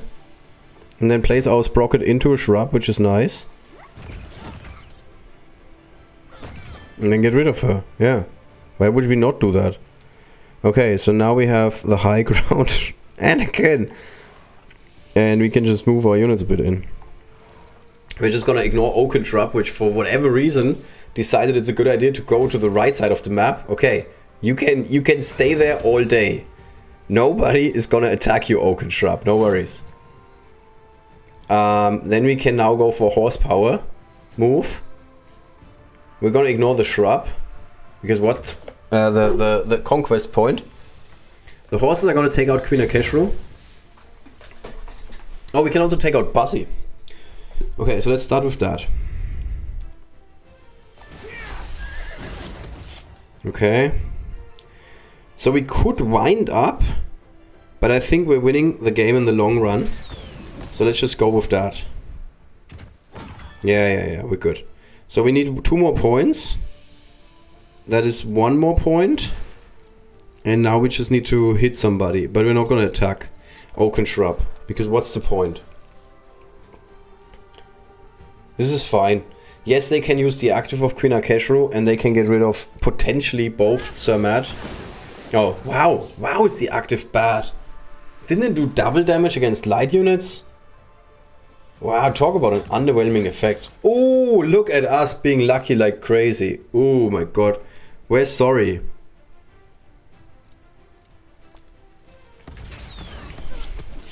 Where's the I am sorry button?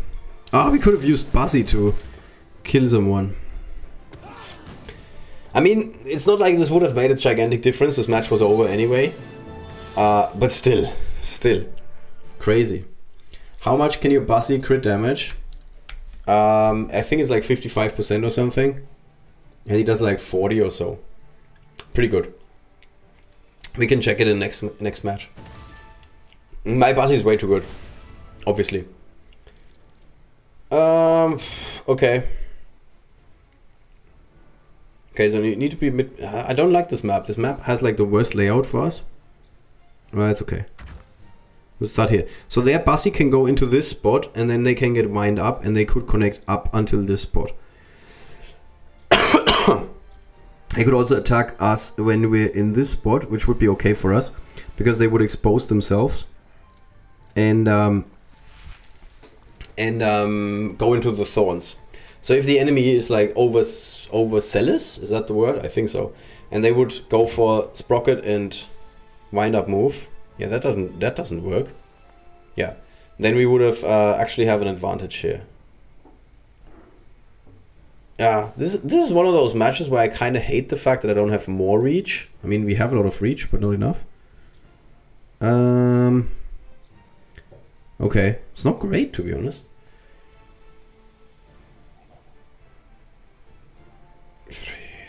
Okay, let's go to this side.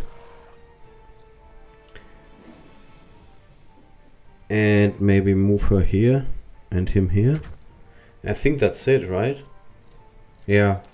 I think it's better for us to stay a little bit behind. I don't see us running in here and winning this. Because Queen Akeshru, as much as she sucks in this game mode, if she uses the active on all of our units, that's still doing a lot of damage. So we don't want to see that. Okay, enemy Bussy captures the point. I don't know, they always moving in with Sprocket as if she can do something here. So now we can do our horsepower move. So let's go for horsepower and see what happens. In an ideal world, they're gonna take out both Gix and Sprocket. Okay, only Sprocket? I mean, okay, why not? And then we can here hopefully get rid of this guy. Okay. No crits. Yeah, by the way, 55% chance of 81 damage. Okay, we're just gonna go here. Oh, this was a terrible move. Man, this was a terrible move. What did I just do? Oh, look at that. Yeah, he can just hit everybody now. Oh my god. And I lined them up super nice for Queen Akeshru. Oh my god, what was I thinking? Oh. This was not well played at all. The question is, what is Queen Akeshru gonna do here? I think Sprocket... Okay, killing Sprocket would have probably been the better move, to be honest, but it's okay. I'm not complaining. So we can now get rid of this guy, which is good for us. We're just gonna get rid of Gix here. Okay, that's nice. And then we can get rid of this guy. And we need to get rid of one more egg, I think. Oh, where are we? 4 points? 5 points. Never lose track of the points. Okay, that worked. Man, but that was not well played. That was not well played. We would have lost over time, potentially, to the frogs. Unless we can hide behind, I don't know, the killer robot by Sprocket or something, I don't know. Pro move? I don't know if that's correct. I don't like this map because it's the one map where I'm getting punished for always just clicking start instead of rearranging my units. King. Ooh, let's see about that.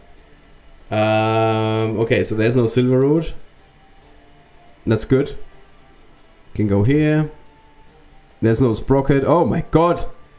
It's like in terms of how to approach this is gonna be a walk in the park. We can rely on the danger zone. We can plan our moves. We don't have to think of any weird units that are doing weird stuff. This is like a walk in the park in that regard. I'm not saying it's gonna be an easy match. Ah, one of you guys. Okay. Let's see. Let's see. We're gonna be moving here and act like we're doing something. And just see what they do. I had this yesterday. I clipped it for you guys. There's a clip on this channel. There's some enemies that just pass play 3 or 4 or 5 turns in a row. And they think this is a smart strategy. It is not. You're losing the game if you're not doing anything. So don't do that. Ever. I'm just gonna see if they're gonna be... I don't know. What's it called? If they think this is smart. So the thing is, we have a Bussy Clongson. And he gets more powerful over time. And now our Bussy Clongson can actually hit the Arios. So that's already pretty good for us.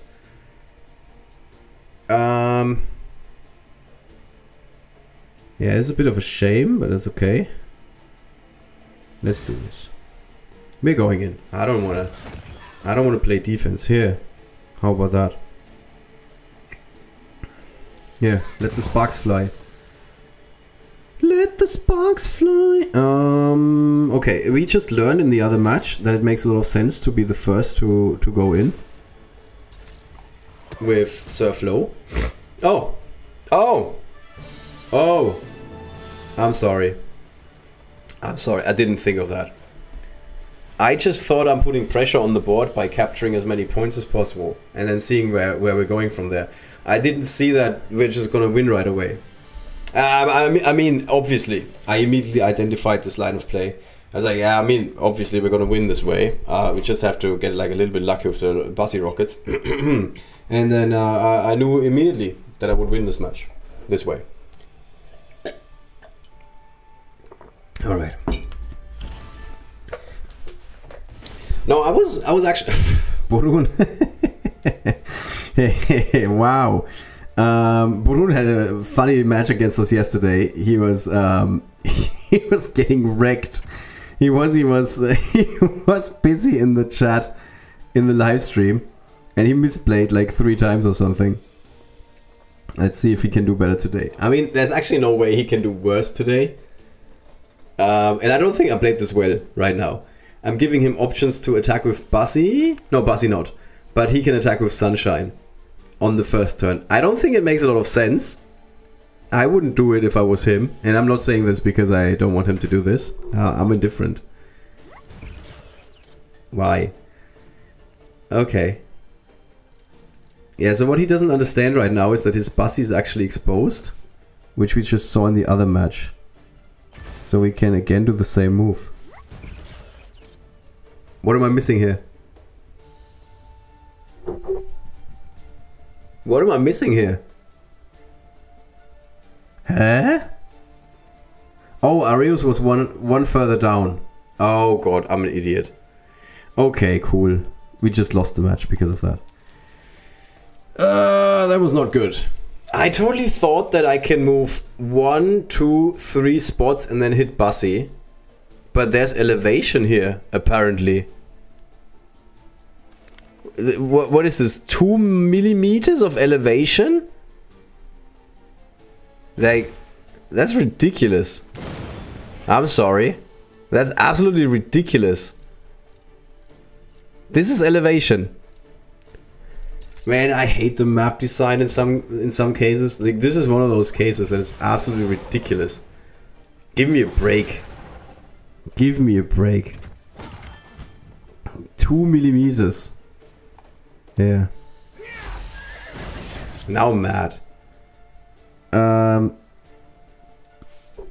I think it does not make sense for us to go horsepower 400 here.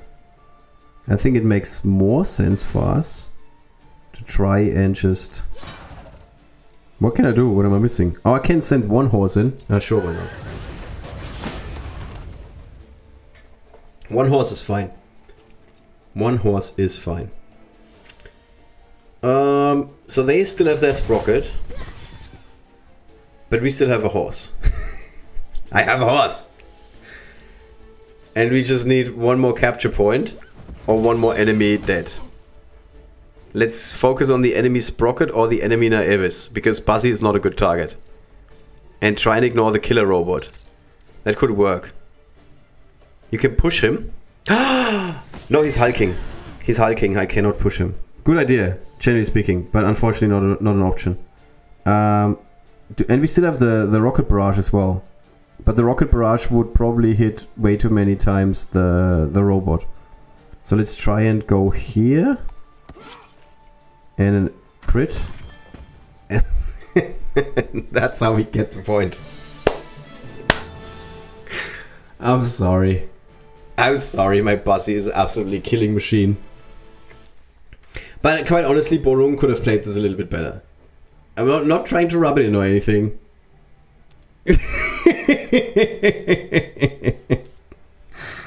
Sorry. Yeah, why can't I do this? Here we go. He means crit. When he says crust, he means crit. But yes, the Buzzy crust is also quite good. Let's see. Oh no, nothing. This happens at the moment all the time. Yeah, but generally speaking, Sir Florianus would have also been good, but he cannot displace a hulking unit, unfortunately. Crystal. Okay, hi Crystal. It looks almost like a mirror match, but it's not quite one. Yeah, so their Buzzy can do stuff. That's okay. And we can strategically position our surf flow. Am I being exposed here? Let me check. Buzzy moves 1, 2, 3, and then 1, 2, 3. Okay, so surf flow would be in range. That should work. We cannot move too close with surf flow because their Buzzy can go 1, 2, 3 spots. Then they get wind up and they go 1, 2, 3 spots, and then they would hit a unit standing in this spot. This is fine. Oh, this is not fine. Okay, good to know. I honestly thought this was not a problem, but apparently it is.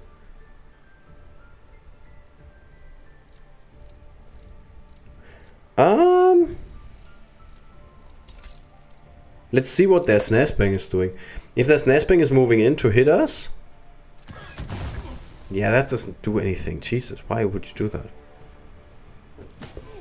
Okay, let's heal our...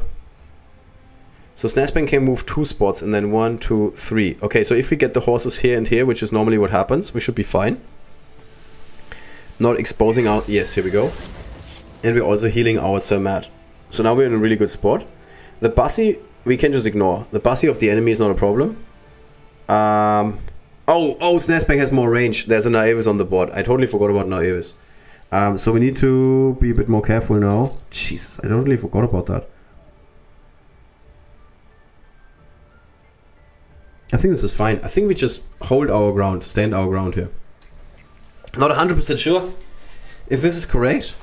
Yeah, Snazbang is now gonna go ham on us thanks to Naevis. I didn't think of Naevis at all.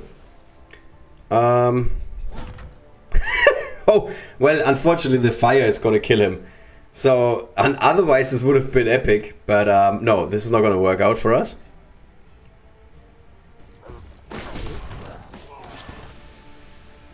Nice. Just ate a horse. Okay. So, we can move here, wind up, and get rid of Buzzy. Yeah, so that's good. And then we can go for our own rocket barrage. So that's also good. Then we can hit here. And, I don't know, maybe capture a point? Or just, yeah, definitely capture a point. Why would we...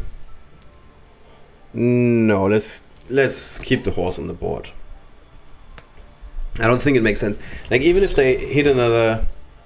even if they waste another attack killing the horse, it's better for us. What is happening with Bullmon? What? What did I miss? Since when is Bullmon a straight up killing machine? Okay, so let's try and do something with Buzzy. Or do we go for the robot?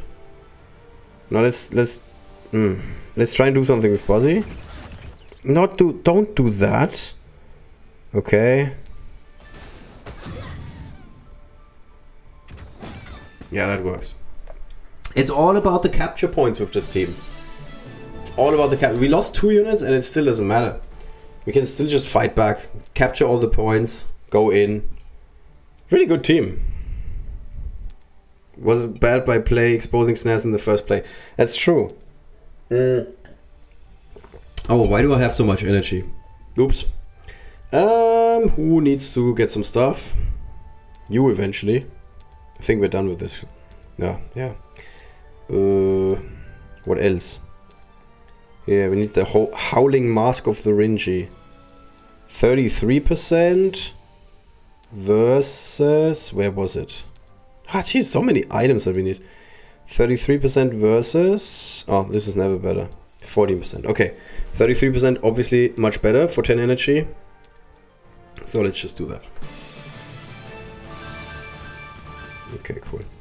Now we're down on energy again.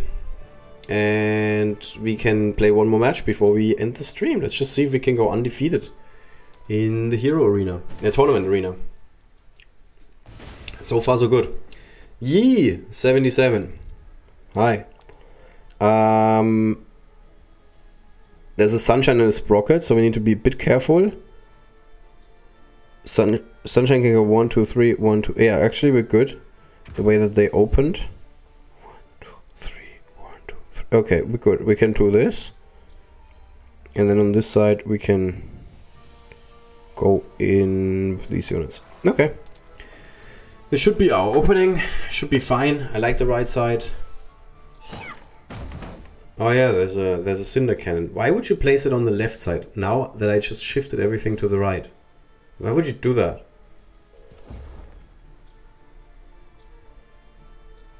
Weird. Okay, so we can hit the enemy sprocket, but not much else.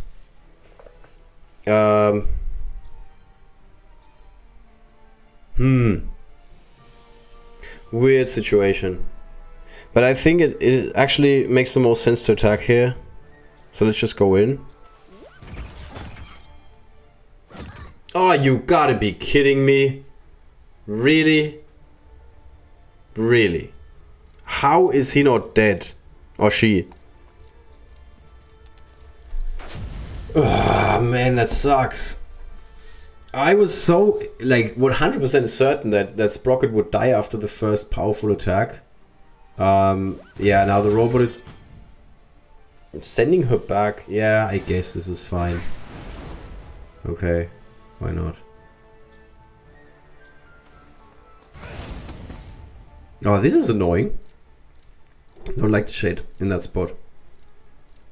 Oh, the darkness is now annoying as well.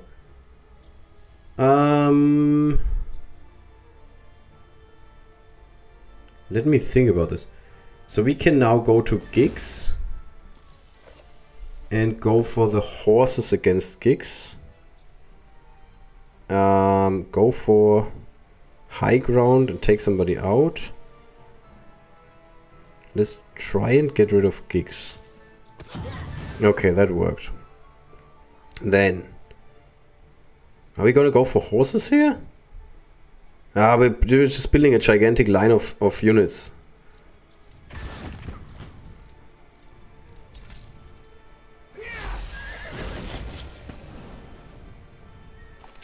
Yeah, need to get rid of some frogs. Not good. Ah, we're not in a good spot. We still have Bassi. And the Sprocket is basically dead that the enemy has. Ah, just lost the spot. So, at the moment it looks like our best bet is 2 kills. You gotta be kidding me. Jesus, can you be any more lucky? I mean, okay, I've been lucky all day, so I shouldn't be complaining, but really, first Sprocket doesn't go down, and then we get crit hit by a Queen Akeshru Shade against Akio, which is normally, like, we have a chance to block and whatnot. I'm mad. That's alright. We can play a redemption battle. Unfortunately, we need to watch an ad for that. Meh. Let's not watch an ad for that. Here, I'm gonna go back here. Yeah. What did you think about today's stream? Let me know. We're just gonna be playing one more redemption battle before we're calling it a day. How are we streaming for 2.5 hours? Since when is there so much content in Rivengard? It's always when these updates drop that there's so much you have to do, or you can do. Oh, it's a double ad, one of those. Those I don't understand at all. Like the regular ads are like, okay, whatever, but like a double ad, then you're being rushed into watching 2 different ads. Why would you want to do that? Okay, well. Last match against Sokrat.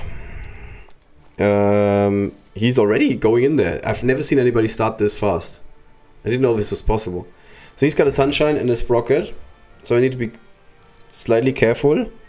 We can hit the enemy Sir Florianus. And we can hit Sprocket if I'm not oh, I am mistaken, unfortunately. Oh man, this map sucks. Honestly, the second spot that you can hit here. Why can he hit me everywhere? Oh man, this is an annoying map, sorry. Like, who came up with this map? Seriously. Okay.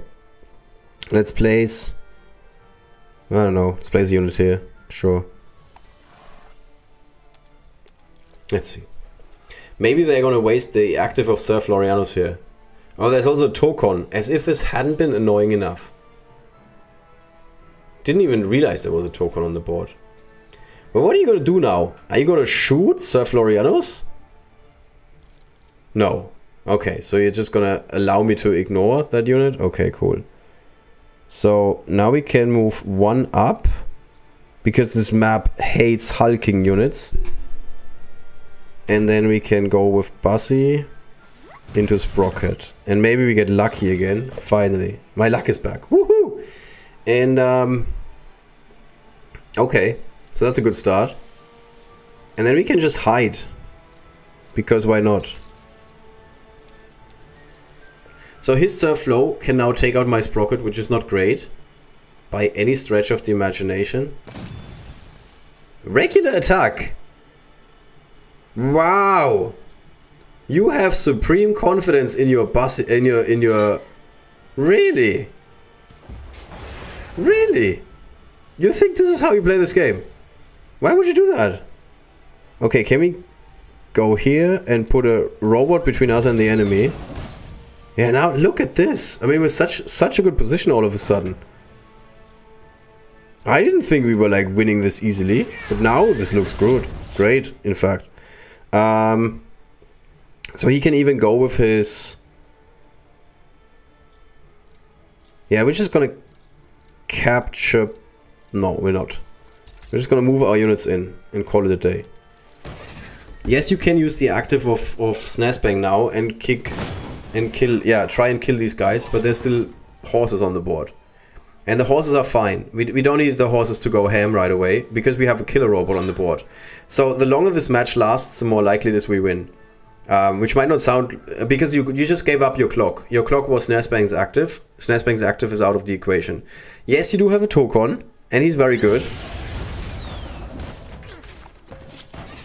Okay, why not?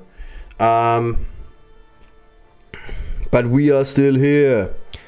Okay, so we need to get a few more points here, obviously. Let's move... Can you just kill this guy? I guess so. Oh man, why is nobody ever killing these guys? Okay, doesn't look like a good move, but it's okay. Nope. Not gonna get rid of our horses just yet. So there's a third capture point. If the enemy doesn't think about it, there's a horse on the capture point right now. If the enemy gives up any ground, he's just gonna put Tokon on there.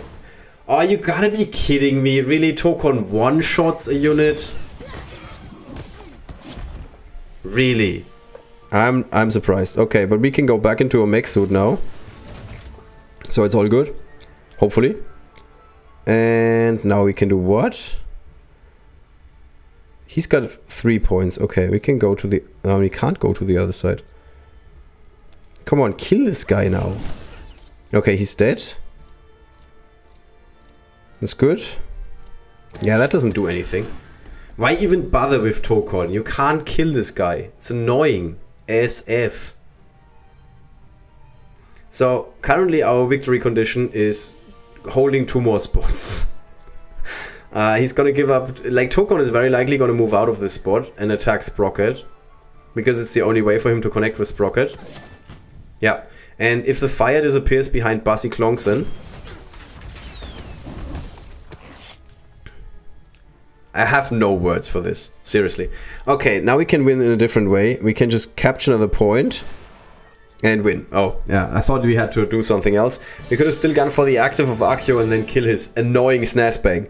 Ridiculous Snazbang. How many times did he crit? I don't know. 3 times? I don't know. But yeah, good match. Where are we? 6th place.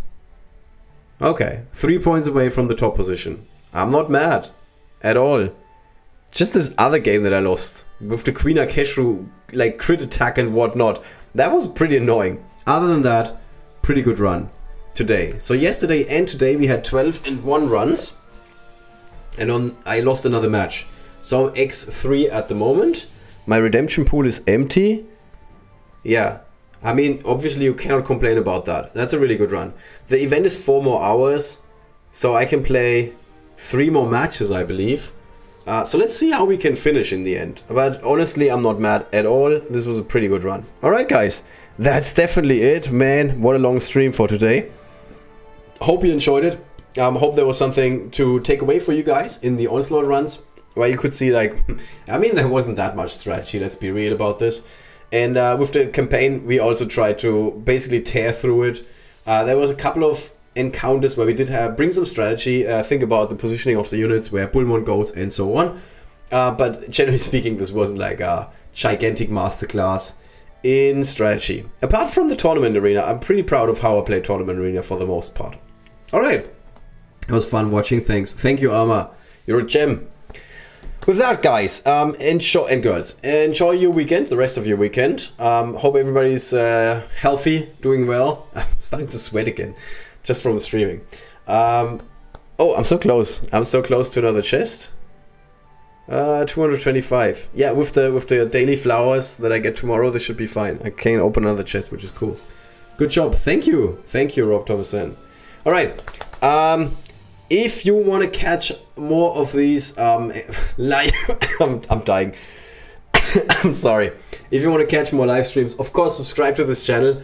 Give this video a thumbs up. This helps. Actually helps other Rivengard players find this content, even though they just really have to search for Rivengard on YouTube, and there's a decent chance they will find 1 or 2 of my videos.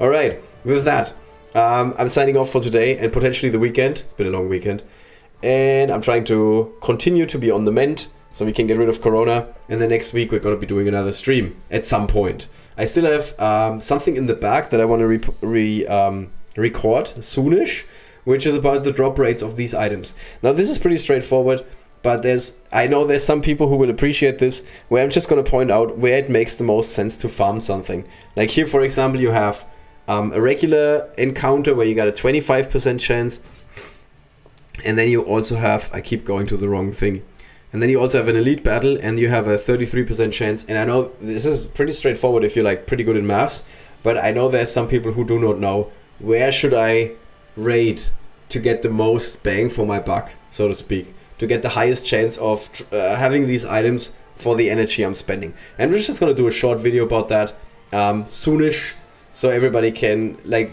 farm their gear a little bit more efficiently and get to those diamond ranks. All right, that's it for today. Thank you so much for hanging out, and I see you all very, very soon again.